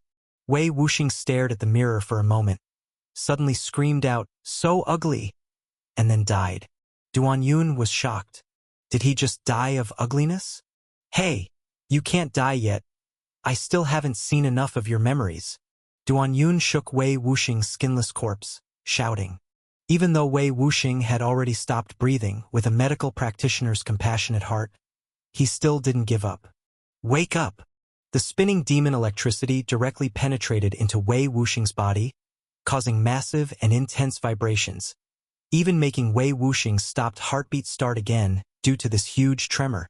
To revive him, the intensity of the demon electricity in Duanyun's hand became stronger and stronger, and in this dark tomb chamber, his handsome face was illuminated with a ghastly brightness. The alien body's corpse, which had just started to twitch a little, now sneakily turned its head away, not daring to look anymore. At this moment, Wei Wuxing's eyes suddenly lit up, sparks flew, and he shouted, "I want to be a hero." Then, with a bang, his head exploded directly. This time, Duanyun was completely at a loss inside. You couldn't even withstand this level of voltage, yet you want to be a hero? This really wasn't Wei Wuxing's fault. Wei Wuxing had suffered a broken leg, continuous fractures, endured great physical and mental pain, and even peeled his skin off. Yet he didn't die. Even having the strength to run away could be considered a miracle of life. One could only say that Duanyun's rescue was performed on his decaying corpse, comparable to polishing a turd. Achieving this level was already very impressive. By this time, Duanyun let out a sigh of relief, feeling exhausted, and sat on the ground. Admittedly, dealing with this stinky rat had consumed a large amount of his energy. Yes, not just physical but also mental energy. This time, his injuries weren't as severe as when facing the Thunder God and Mother, but the mental stress was much greater. Because this rat was, in some way, like him. Once it caught a flaw, it would ensure that others died thoroughly, rarely giving space to breathe. Luckily, he was a notch above. Duanyun had to admit this was a very worthy opponent, and he had life experiences that even interested him. Regrettably, this guy was stingy too, dying before he completely absorbed him for pleasure. However, Duan Yun still caught the main points from the memory fragments he absorbed earlier. That guy's stomach. Duan Yun used a knife to cut open Wei Wuxing's stomach, and saw intestines faintly emitting a glossy jade-like shine. Using a gentle knife as thin as a cicada's wings, he flicked out a greenish-white jade tube. Honestly, Duan Yun was quite disgusted by this stinky rat's stomach, often thinking of thunder, which always evoked the idea of a foul odor. But this jade tube was some kind of treasure, tucked inside Wei Wuxing's stomach. Instead of stinking, it emitted a faint, pleasant fragrance. Still, Duan Yun was disgusted by it and tore off a rare piece of cloth from his pants to wrap it up. Then, he opened the stopper of the jade tube, its fragrance spreading through the entire tomb chamber, making the air in the entire room sweet and fragrant. Of course, the fragrance wasn't what Duan Yun was interested in, it was what was inside. He shook it, and out fell 2 pieces of gold foil thinner than paper. This was the map from Wei Wuxing's memory. He had robbed graves for years, exploring the map of the underground martial world. Now this was the real treasure. What Wei Wuxing couldn't handle about the ghost tomb, he'd take care of. The martial arts of the underground world that Wei Wuxing couldn't master, he'd learn. And the masters of the underground that Wei Wuxing feared, he'd take down and blow up gold coins. For instance, this tomb chamber alone had quite a few treasures, which would become new funding for his construction of the heroic land. The thought of this much wealth turning into new sustenance for heroic land made Duan Yun feel great, and he hummed a little tune.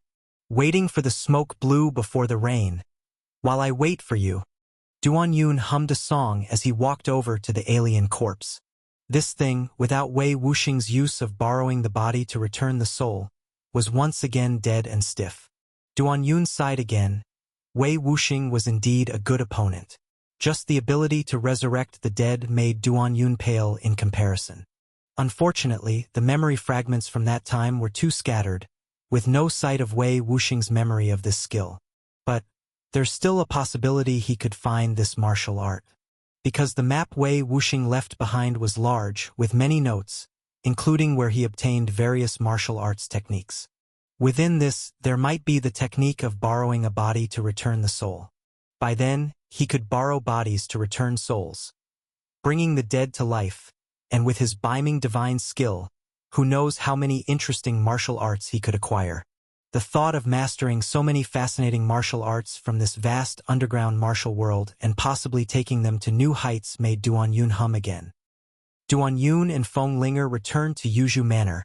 As for cleaning up and moving the treasures afterward, it wasn't something he needed to worry about, because he was too exhausted. This stinky rat indeed took a lot out of him, only proving it was really formidable. Now in the martial world, being worthy of a not bad comment from Duan Yun indeed was a sign of the highest caliber of master. The Murong brothers and their companions, upon hearing Duan Yun's summary, couldn't help but slap their thighs. Such an exhilarating battle, and they missed it. It was almost like it was costing this group of spectators their lives. At this moment, the Murong brothers were carefully studying the fragrant jade tube, suddenly bit into it, and exclaimed, "Good jade! Good jade! This truly is excellent insect fragrance jade." Insect fragrance jade is inherently rare, and such a large piece is even more uncommon. Duan Yun watched him sniff and bite, at a loss for words. He couldn't possibly tell the other party that this thing was dug out from the stinky rat's intestines, right? Sometimes not revealing facts can be a kindness. As he watched the Murong brothers reach to taste it with their tongue, Duan Yun quickly said, "Why don't you wash it first? This thing had been in my arms before, and got quite dirty." The Murong brothers declined, saying, "You don't understand. This insect fragrance jade forms when the jade worm dies and gathers. To appreciate this, it must be tasted in its original flavor." Duan Yun. This was the second day since Wei Wuxing, the rat phase, had died, and not many people knew of his death. Even the bloodthirsty storyteller, who occasionally came looking for material, seemed unaware of his death, only knowing that something had happened at Duan Yun's riverside. Thus, rumors spread in the martial world about Old Demon Duan's misconduct, Old Demon Duan lining his own pockets, and Old Demon Duan crafting a shoddy canal. Yet no one mentioned Wei Wuxing's death. To be honest, Wei Wuxing was a renowned figure in the martial world. Having emerged from the underground martial world after many years, he should have become a popular figure in the world easily. But he made a rather unwise choice.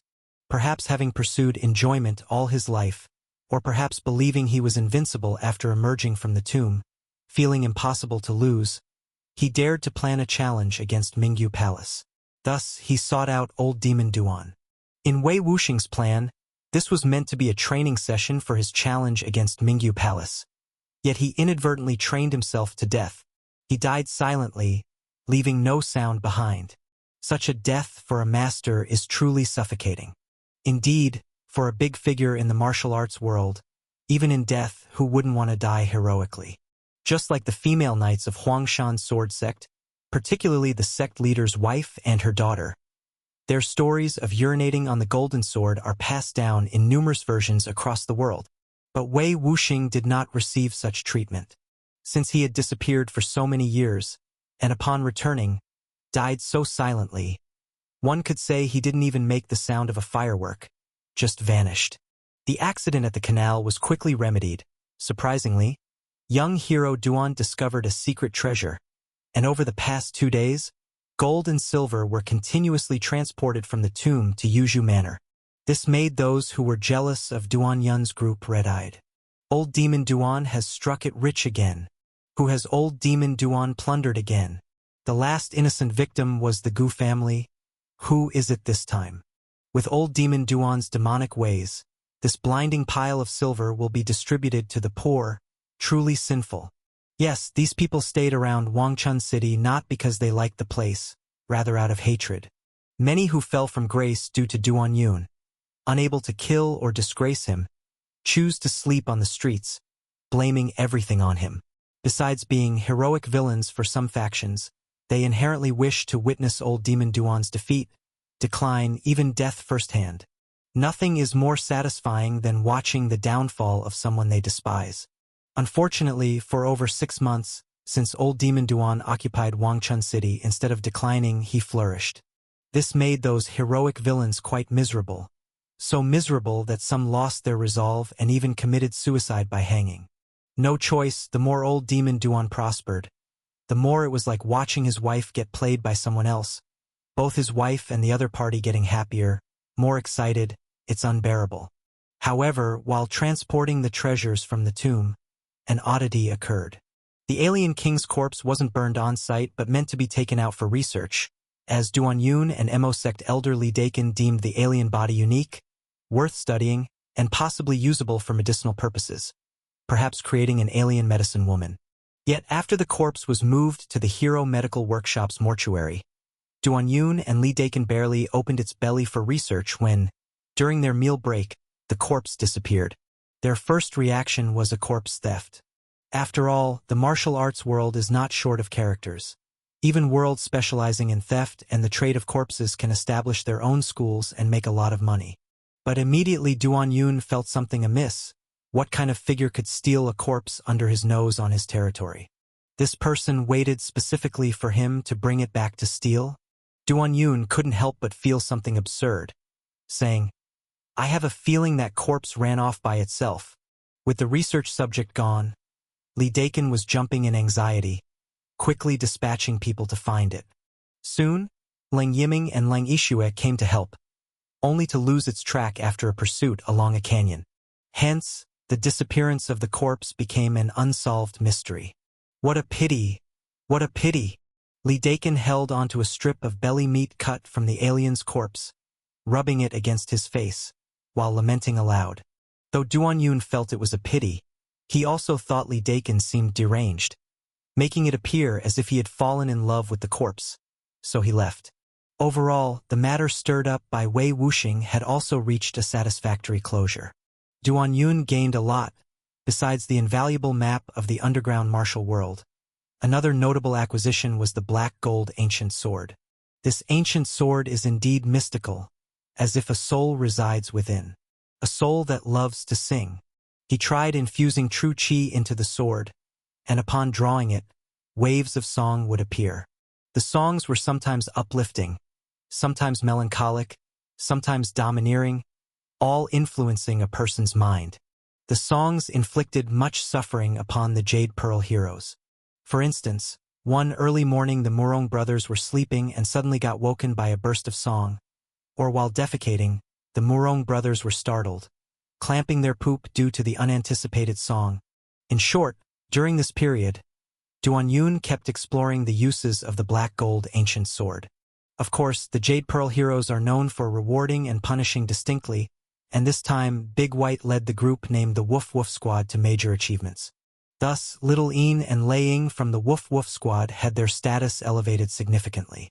The two of them really enjoyed this feeling, because it gave them a sense of progression towards becoming the kind of woman who could step on Duanyun with their jade feet.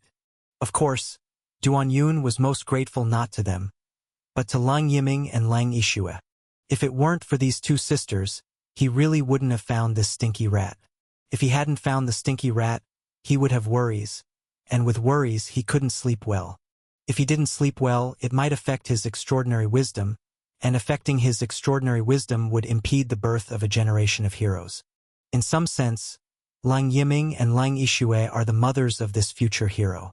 Duanyun spent a while picking, and finally selected 2 pairs of earrings to give to Lang Yiming and Lang Yixue.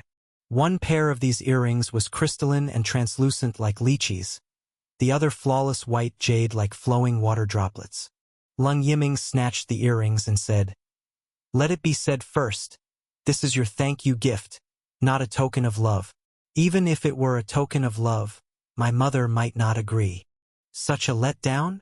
Even the Murong brothers, who were usually full of respect for beautiful girls, couldn't help thinking this. They found that Duanyun was toxic, and beautiful girls who encountered him more or less became disappointed. Of course, within the Murong brothers' minds, all of this was Duanyun's fault. How could beautiful girls be wrong? It was only upon encountering this guy and being poisoned by him that the beautiful girls lost heart. Duanyun quickly emphasized, "Auntie, this truly is a thank you gift, very pure," with absolutely no extra explanation. Seeing Lang Yiming about to speak again, Duanyun immediately preempted her. "Even thinking about it is wrong. Thinking itself is a crime." "Humph, your awareness is quite high now," Lang Yiming said, puffing out her chest. Of course, young hero Duan has a sterling reputation. At this moment, Lang Yiming suddenly asked, "So, do you want us to stay? Is it okay?" "You wish." Saying this, she and her sister Lang Yixue left, leaving only their graceful backs. The Murong brothers walked over and said, "Stop looking. Even if you keep staring, they won't come back. Others are goddess catchers of the Qingqi Bureau, while you are branded as a demon outside, unworthy of them." Duanyun replied, "I possess extraordinary wisdom, and I'm unworthy of them?"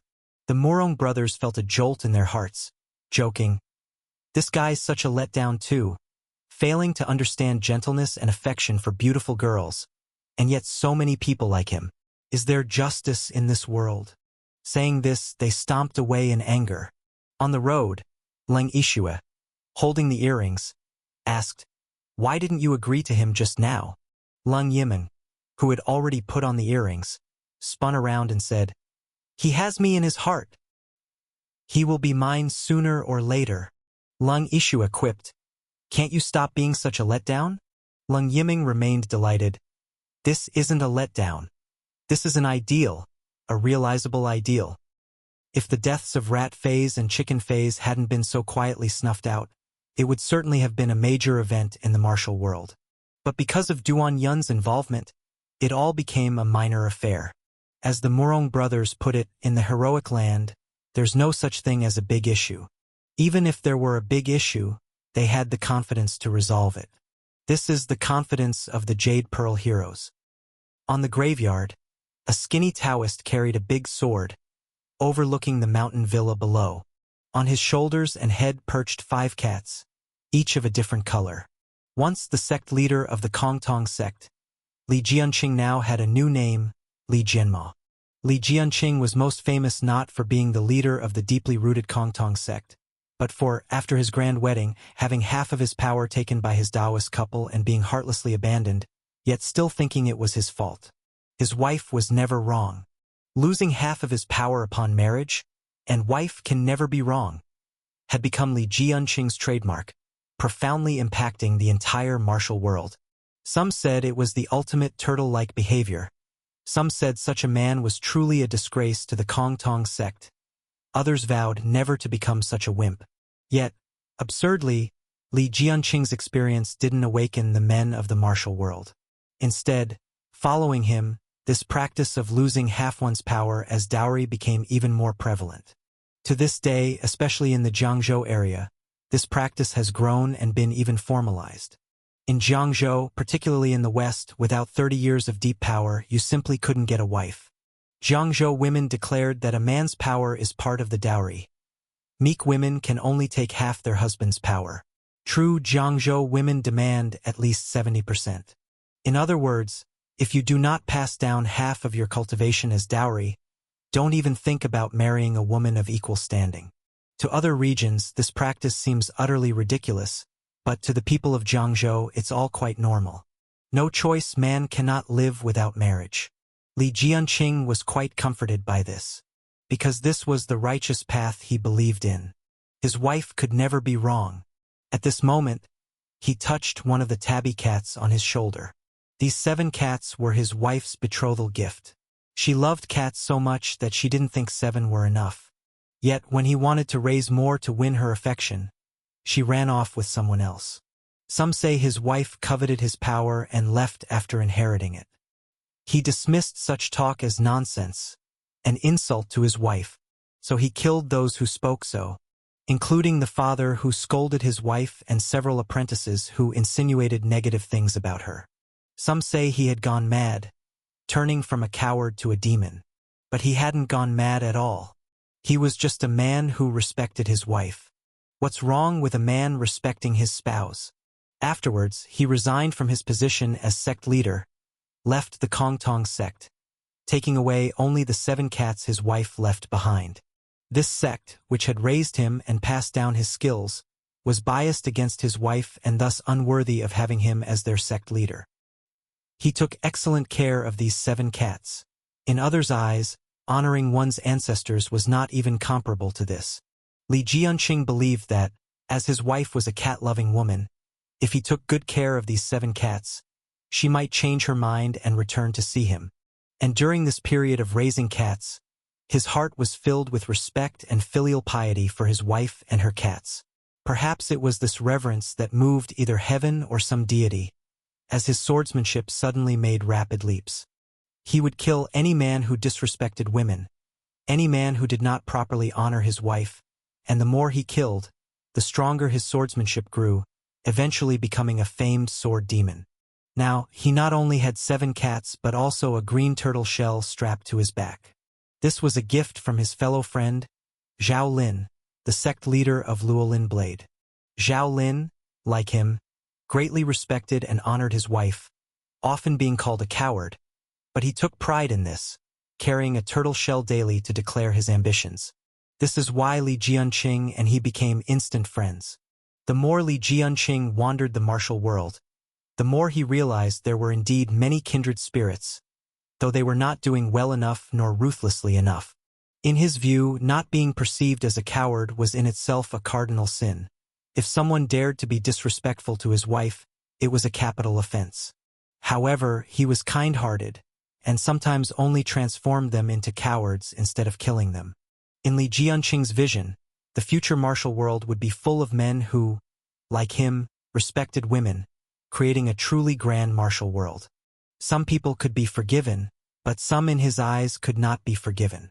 Old Demon Duan disrespected beauties, treating extremely beautiful women as mounts, including even the most renowned fairy of Tianzhou as a steed, which had reached his ears.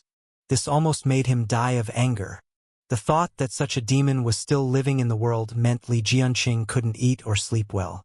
Therefore, he came here to kill this evil demon. This was one of the biggest obstacles to the rise of the cowardly martial world. He wanted to sacrifice Old Demon Duan as a banner, to let everyone know the consequences of hindering the cowardly martial world. What he wanted was enough cowardice. So he came here to kill this evil demon. This was one of the biggest obstacles to the rise of the cowardly martial world. He wanted to sacrifice old demon Duan as a banner, to let everyone know the consequences of hindering the cowardly martial world. What he wanted was enough cowardice. So he came here to kill this evil demon. This was one of the biggest obstacles to the rise of the cowardly martial world. He wanted to sacrifice old demon Duan as a banner, to let everyone know the consequences of hindering the cowardly martial world. What he wanted was enough cowardice. On this day, it wasn't just Li Jianma who came to the heroic land. Duan Yun's actions had long incited public outrage among the cowards of the martial world. Under the bloodthirsty storyteller's vigorous fanning of the flames, Duan Yun had become an ultimate villain who used women of notable families as cushions, stepped on pretty women's heads barefoot when going out, and required pretty women to supply him with mouthfuls of water for rinsing his mouth. So much that quite a few cowardly men were seething with rage. It must be said, this has been one of the most effective instigations by the bloodthirsty storyteller in recent times. This is all because, in truth, cowards cannot refuse their own women. Among them, quite a few top-notch cowards hated old demon Duan with a passion, yet maintained relative calm, knowing they probably weren't a match for him. But their women described how terribly wicked he was, and if they were to encounter him, they might suffer terribly. The cowards themselves could risk injury, but they could never let their women face such danger. So with top experts leading the charge, the area around Wangchun City was now teeming with cowardly experts. One could only say unity is strength. The assembly of cowards, on realizing that they were about to act for heaven, purging the world of villains who disrespect and persecute women, couldn't help but get excited. This group, led by Li Jianma, also included Luolin Blade Sect leader Zhao Lin, Little Eagle Sect leader Chen Jimei, among others with formidable momentum. This time, the bloodthirsty storyteller had already begun creating a buzz around the heroic land. Li Jianma, the top expert among cowards, his swordsmanship is astonishing, truly the best in the world. In a tea house, a bloodthirsty storyteller was passionately praising Li Jianma. At this moment, someone knowledgeable retorted, "This Li Jianma may be strong, but isn't he just relying on the demon madness infused into his sword? Can this be called the best in the world?" With a loud smack, the bloodthirsty storyteller vehemently slapped the table, exclaiming, "What do you understand? Since leaving Kongtong sect, Li Jianma has attained enlightenment in swordsmanship, while the previously celebrated cowardly assassins now dare not face him directly. Who else dares? According to my insider info, guaranteed truth, Li Jianma has faced far more setbacks than you imagine. The prejudice against cowards in this martial world is still too great. Yet even in such circumstance, Li Jianma still towers invincible over all. Why is that?" At this point, the chorus followed, asking, "Why?" The bloodthirsty storyteller slapped the table again, shouting, "Listen up! That's because Li Jianma fears no one's strong attacks. He mastered the supreme skill Bright Turtle Shell a year ago, with Bright Turtle Shell as his protective body. Even top experts may find it hard to harm him. Coupled with his invincible demon madness demon sword, if he's not the best in the world, then who is? Look me in the eye. Tell me." With this assertion, those who initially refuted him were at a loss for how to respond. Someone murmured, "You make him sound so incredible, but we'll know only when he prevails in a fight." Indeed, you have to fight to know. Now that cowardly experts are gathering in Wangchun City, ready to wipe out old demon Duan's faction, I'm going to see the show myself right away. Saying this, the bloodthirsty storyteller began packing and headed towards Wangchun City. In fact, many people were already on the way.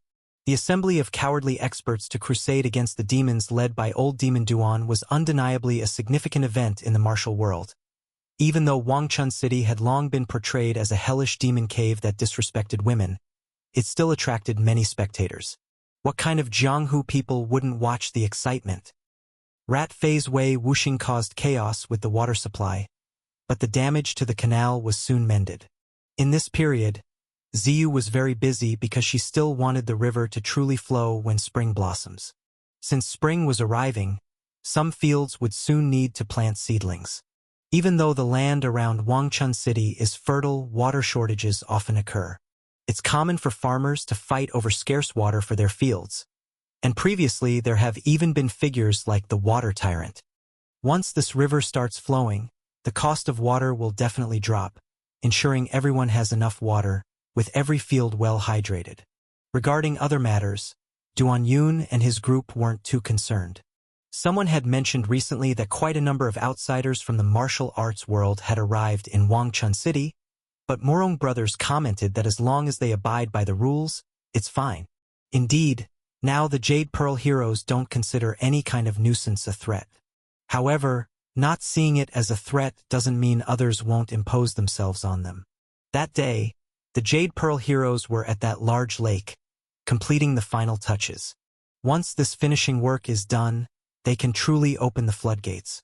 Thus, the river would truly be flowing. Everyone at Yuzhu Manor was very excited.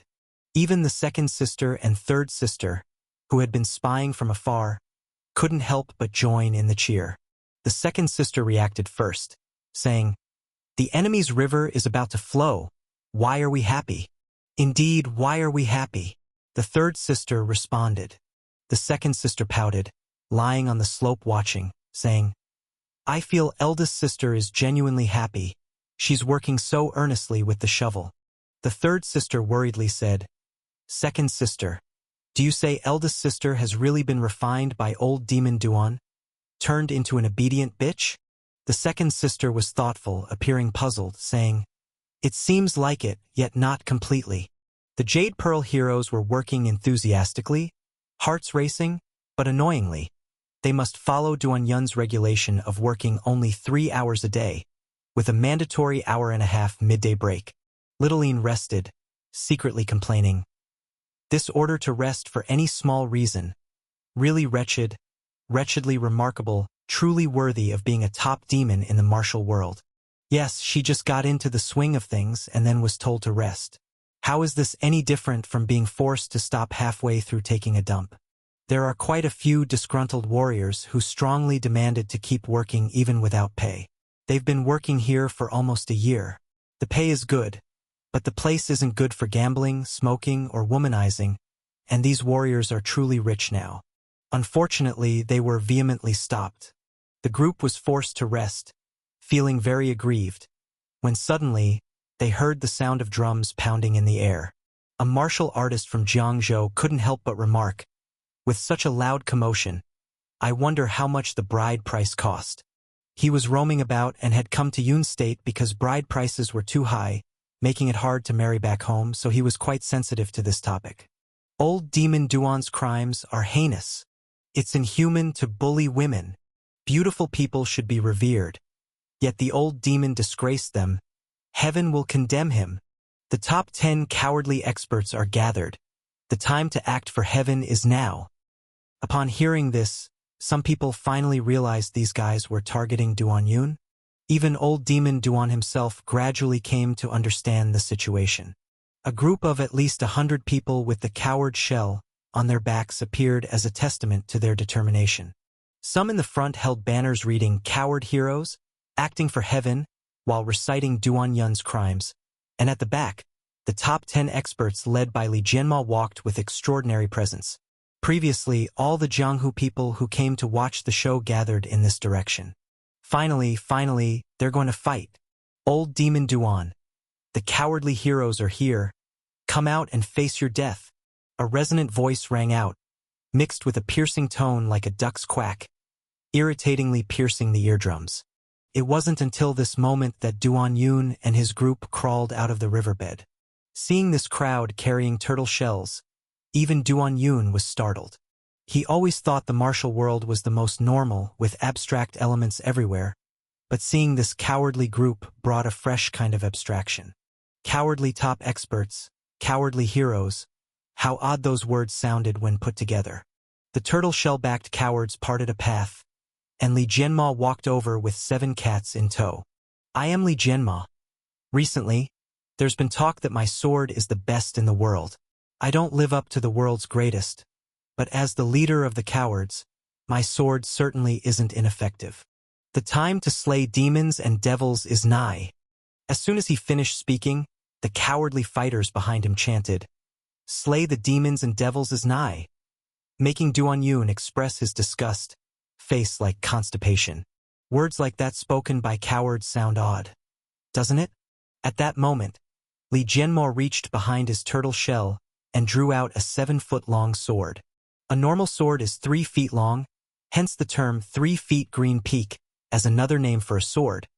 But Li Jianmo's sword was extraordinarily long, as tall as the person wielding it. Such a sword, when sheathed, is difficult to draw, yet he drew it effortlessly, and Duan Yun and his group didn't even notice the technique he used to unsheath it.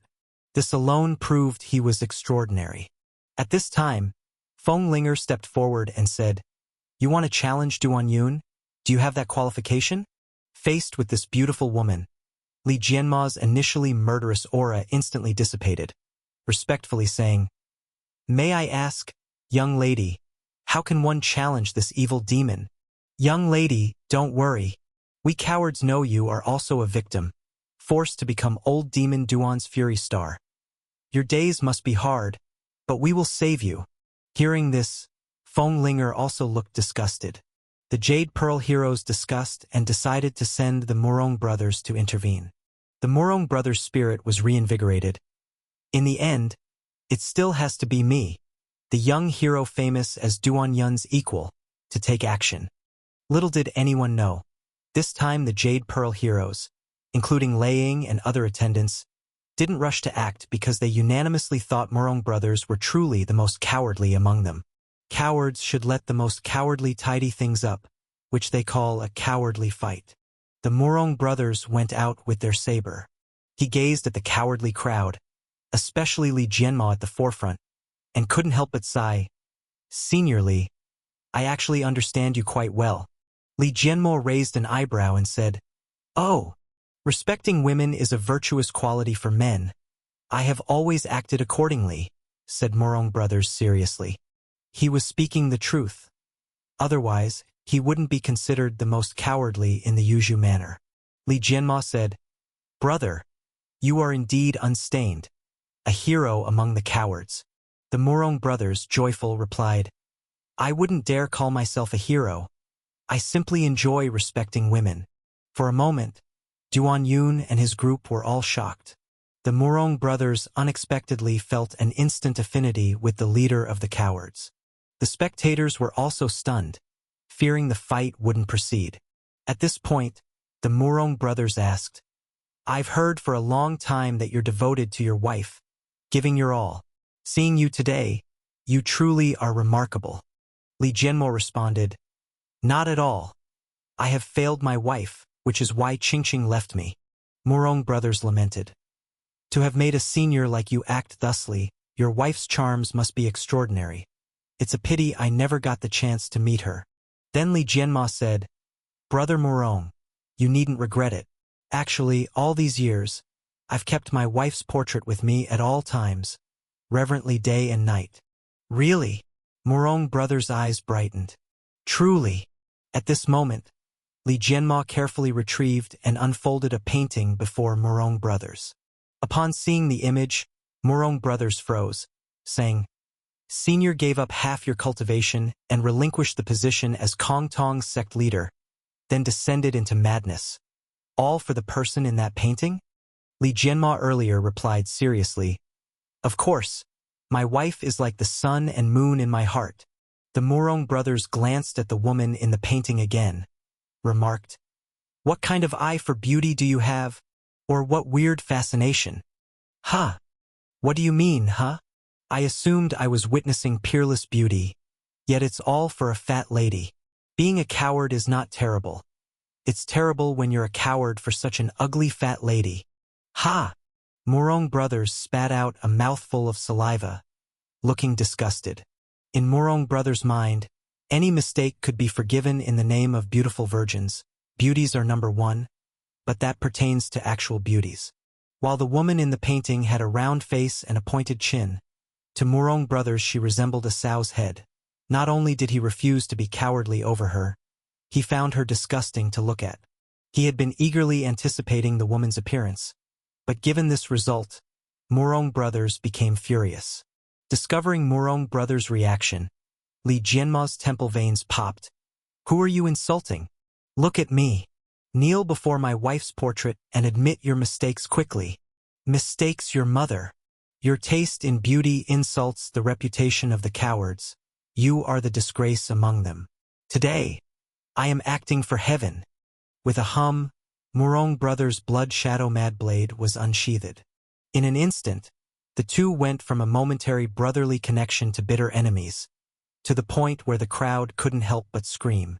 Li Jianma clenched his sword handle tightly and said, "I've been a coward for many years, yet I'm questioned by an outsider regarding the essence of being a coward. Even my beloved wife was insulted by this shallow person. Unforgivable. Unforgivable." While speaking, his sword intent surged madly, causing the shell on his back to resonate. The Murong brothers showed no fear. Snapped, "Just put that fat sow's portrait away. It's disgusting. Disgusting. Damn disgusting." With a face full of heartache, Li Jianma pressed the portrait to his chest, shed a tear, then carefully put it away and turned to Murong brothers. "You want to die? I will grant your wish." While speaking, his eyes turned blood red, and he seemed possessed. The Murong brothers' eyes glowed green like traffic lights, face twisted and growled, "Then come on! Does a coward who likes so scare me?" Both parties reached the peak of rage, and the imminent battle could erupt at any second. The epic showdown between the Murong brothers, known as the greatest cowards of Yuzhu Manor, and the renowned hero, Li Jianma, is about to erupt. Li Jianma makes the first move. His sword is very long, nearly as long as he is, with a green sword body that dazzles the eyes. Holding such a long sword appears awkward and unwieldy, yet Li Jianma wields it with perfect ease. With a sweep of his long sword, it moves like a part of his body. The green blade instantly emits a blood-red sword chi, matching Li Jianma's red eyes. The sword chi sweeps across, pulverizing soil and moss on the ground into dust finer than that after 18 old oxen have plowed through repeatedly. The imposing aura of this sword chi is alarming. The Murong brothers are wary and counter it with a sweep of their blood shadow mad blade, executing a move called Jingzhe. With a resounding bang, the blood-red sword chi collides with the blood shadow mad blade, resulting in a crimson explosion. The blood shadow mad blade trembles, casting countless shadows. The blood shadow merges into one, and then a burst is heard beneath the Murong brothers' feet. Their shoe soles explode, and they are blown back by the sword chi. Li Jianma's grand swordsmanship exceeded the Murong brothers' expectations, leaving them at a disadvantage in this initial clash. The cowards cheer loudly in response. "Well done. Cowards are the best. Cowards are awesome." Voices of disdain emerge from Yuzhu Manor's side. "Murong brothers, can you even handle it? Can't even suppress a coward? Utterly useless. And you still dream of being the manor's second young hero?" With one sword strike forcing the Murong brothers to retreat, Li Jianma's momentum surges. At this moment, he leaps into the air with an overhead chop. His 7-foot-long sword surprisingly exudes the power of a 7-foot giant axe. Though the green sword is already very long, the sword chi slashes even longer, making it seem as if Li Jianma wields a 20-meter-long greatsword to hack at people. Hearing their comrades' taunts, the Murong brothers become incensed. "Damn you! 6-layered spring rain." The blood shadow mad blade spins, unleashing the spring rain blade energy to collide against the opponent's blood-red sword chi. Both sides momentarily freeze before their eyes turn red. One above, one below, they quickly close in for fierce close-quarters assault. Transitioning from a clash of distant sword and saber energy to close-range blade and sword strikes, both fighters switch seamlessly, accomplishing it in seemingly no time. While lacking the explosiveness of sword and saber energy collisions, the fight now appears even more perilous. Visibly, the Murong brothers' blade is faster, layered with blood shadows, but Li Jianma's sword is stronger, Each strike produces a sonic boom. Though one wields a blade and the other a sword, Li Jianma's long sword and the Murong brothers' fast blade create the sensation of a dagger versus spear duel. 1 inch longer means stronger. 1 inch shorter means riskier. This phrase is perfectly demonstrated here. This hatred endless knife. As the blade's speed accelerates, the Murong brothers' eyes turn green. They shout out, "Pure love sword facing trials." Li Jianma entwines his sword with sword chi and shouts in return. As close combat continues, they reintroduce sword and saber energy into the fray. Already close, the addition of sword and saber energy reduces dodging space and reaction time, making it even more hazardous for a moment. In no time, green and red intertwine, with red in green and green in red, dazzling the viewer. Indeed, at a glance, the red blood shadow mad blade emits green blade energy, while the green 7-foot green sword emits red sword chi. Both disregard the peril, speeding up, until their postures resemble a dance towards the end. From here, it looks like two people engaged in an intimate heated dance.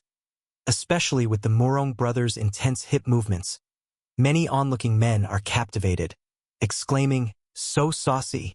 But if you observe closely, you will notice their sword and saber energy is extremely dangerous, often coming near their bodies as they dance around.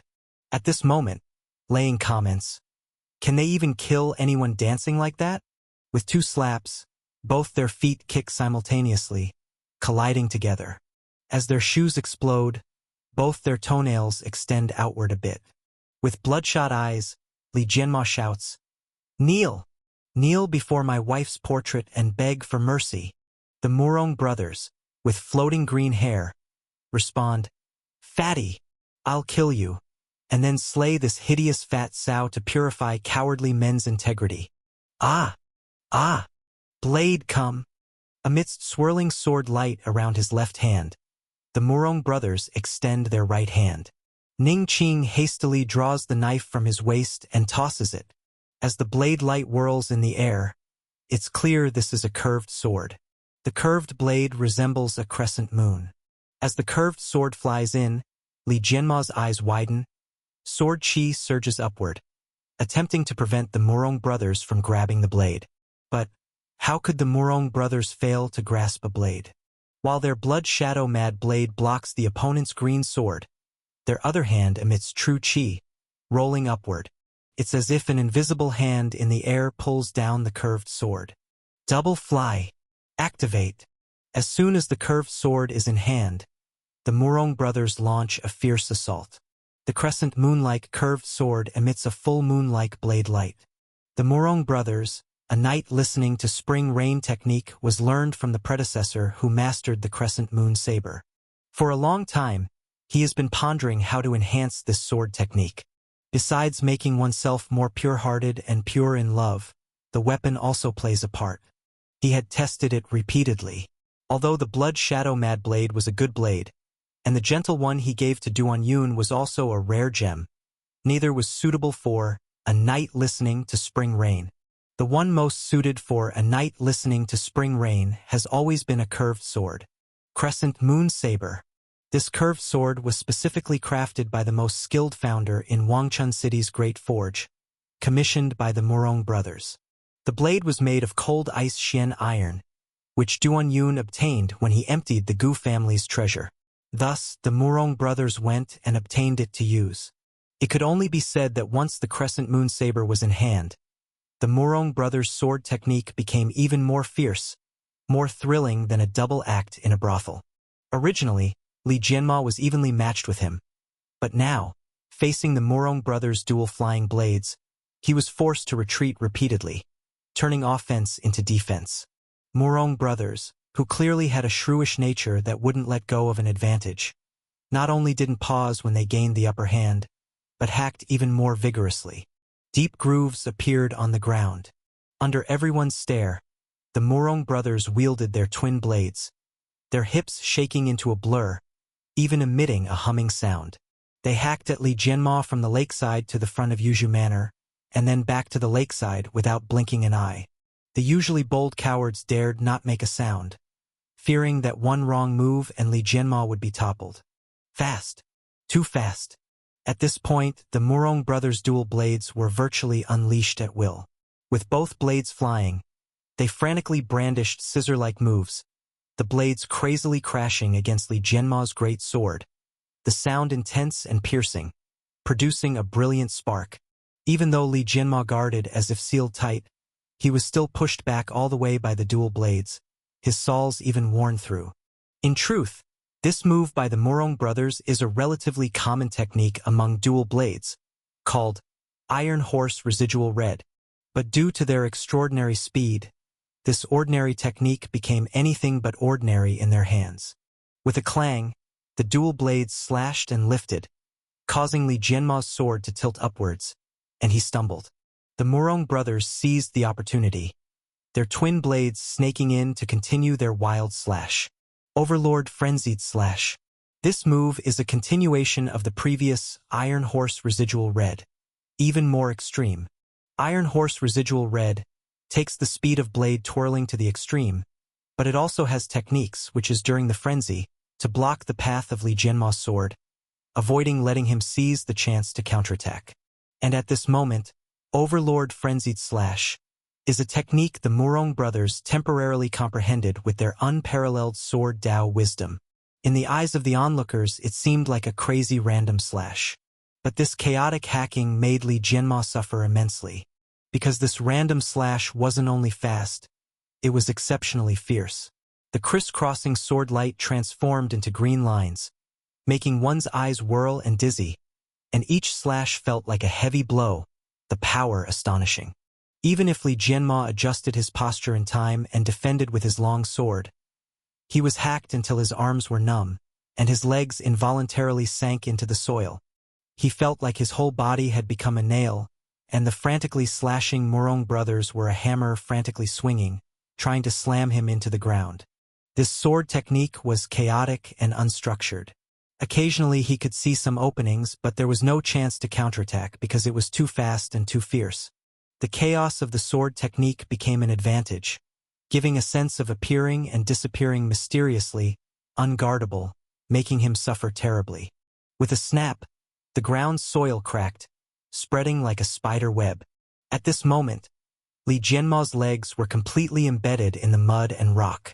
The Murong brothers, swaying their twin blades, came to his side. Li Jianma hurriedly adjusted his posture to defend, but because his legs were stuck, it was too late. With a scream, Li Jianma's waist was struck by the crescent moon saber, his whole body crashing through the soil, flying out like a burst sack. He lay on the ground, bleeding profusely. And at this moment, the Murong brothers finally stopped their steps and began gasping for breath. They had swung so many blades in one go that even hundreds of fat pigs would have been chopped into pieces. To say they weren't tired would be a lie. With Li Jianma wounded in the waist, they could be said to have victory in their grasp. This is the golden worth of the second figure of Yuzhu Manor. After catching 2 breaths, the Murong brothers' twin blades again furiously swept towards the fallen Li Jianma. Seeing this, the cowards couldn't help but scream, and the onlookers, witnessing this scene, forgot to eat their sunflower seeds and peanuts, their eyes wide open, not blinking once. The outcome is about to be decided. With a clanging explosion, the Murong brothers stumbled back 10 steps, almost falling to the ground. At this moment, Li Jianma had already stood up, holding an extra turtle shell in his hand. Bright turtle armor. As the true chi flowed through his arms, the cyan green patterns on the turtle shell faintly emitted a green glow. The cowards cheered again. It's the impregnable bright turtle armor. It's the indestructible bright turtle armor indeed. Bright turtle armor is the turtle. It's the strength indeed. At that instant, Li Jianma finally used his ultimate skill. Bright turtle armor. The strongest defensive art in the storyteller's words. Upon seeing this, the Murong brothers cursed. You think hiding behind a turtle shell means this young hero can't handle you? In fact, they were somewhat surprised themselves. The strength coming from that turtle shell was quite bizarre, almost toppling them, not to mention the injury on the opponent's waist was much lighter than they expected. It was the moment when his blade cut into the opponent's waist that the turtle shell moved over, blocking his blade from going deeper. But Morong, brimming with fighting spirit, couldn't care less about such things. A night listening to spring rain, the blood shadow mad blade dragged along the ground, slicing upwards, a sword light white as jade emerged from the blood-red blade, directly attacking Li Jianma's face. With a clang, the turtle shell lifted upwards, reliably blocking this sword chi. But this was only Morong's first step. As the sword chi assaulted the opponent, he himself flew over with his blade. Morong's speed was extremely fast, not much slower than his own sword chi. The blood shadow mad blade dragged after images through the air, descending together with Morong. This was Morong's true killing move. That initial sword chi, although blocked by Li Jianma, also disrupted Li Jianma's footing, and Morong's next blade aimed to expose a flaw. With another explosive clang, a brief collision occurred, then both parties separated, and Morong landed heavily on the ground again. Though Li Jianma staggered and stumbled back 10 steps, he managed to stabilize himself. Morong was secretly astonished, thinking, "What's going on?" But he didn't pause at all. Pressing his feet into the pit he made, he charged again. "Clearly, I have the advantage, but I'm the one who fell. Doesn't this bother young hero Morong?" In an instant, his green hair dramatically flourished, and a pure look on his face captivated the gazes of many men watching, leaving them both dazed and excited. They just loved this kind of innocence. At this moment, Morong recalled the past, thinking of old demon Duan and the female cultivators he fancied beneath that bed, and of his pure love with Ning Qing, as pure as the spring rain beyond the window. At this time, he had already fully evoked the hatred of this hatred endless knife, and the purity of a night listening to spring rain. He could now be described as half green, half pure. "Eat shit!" Morong descended. The sword chi from both blades surged out.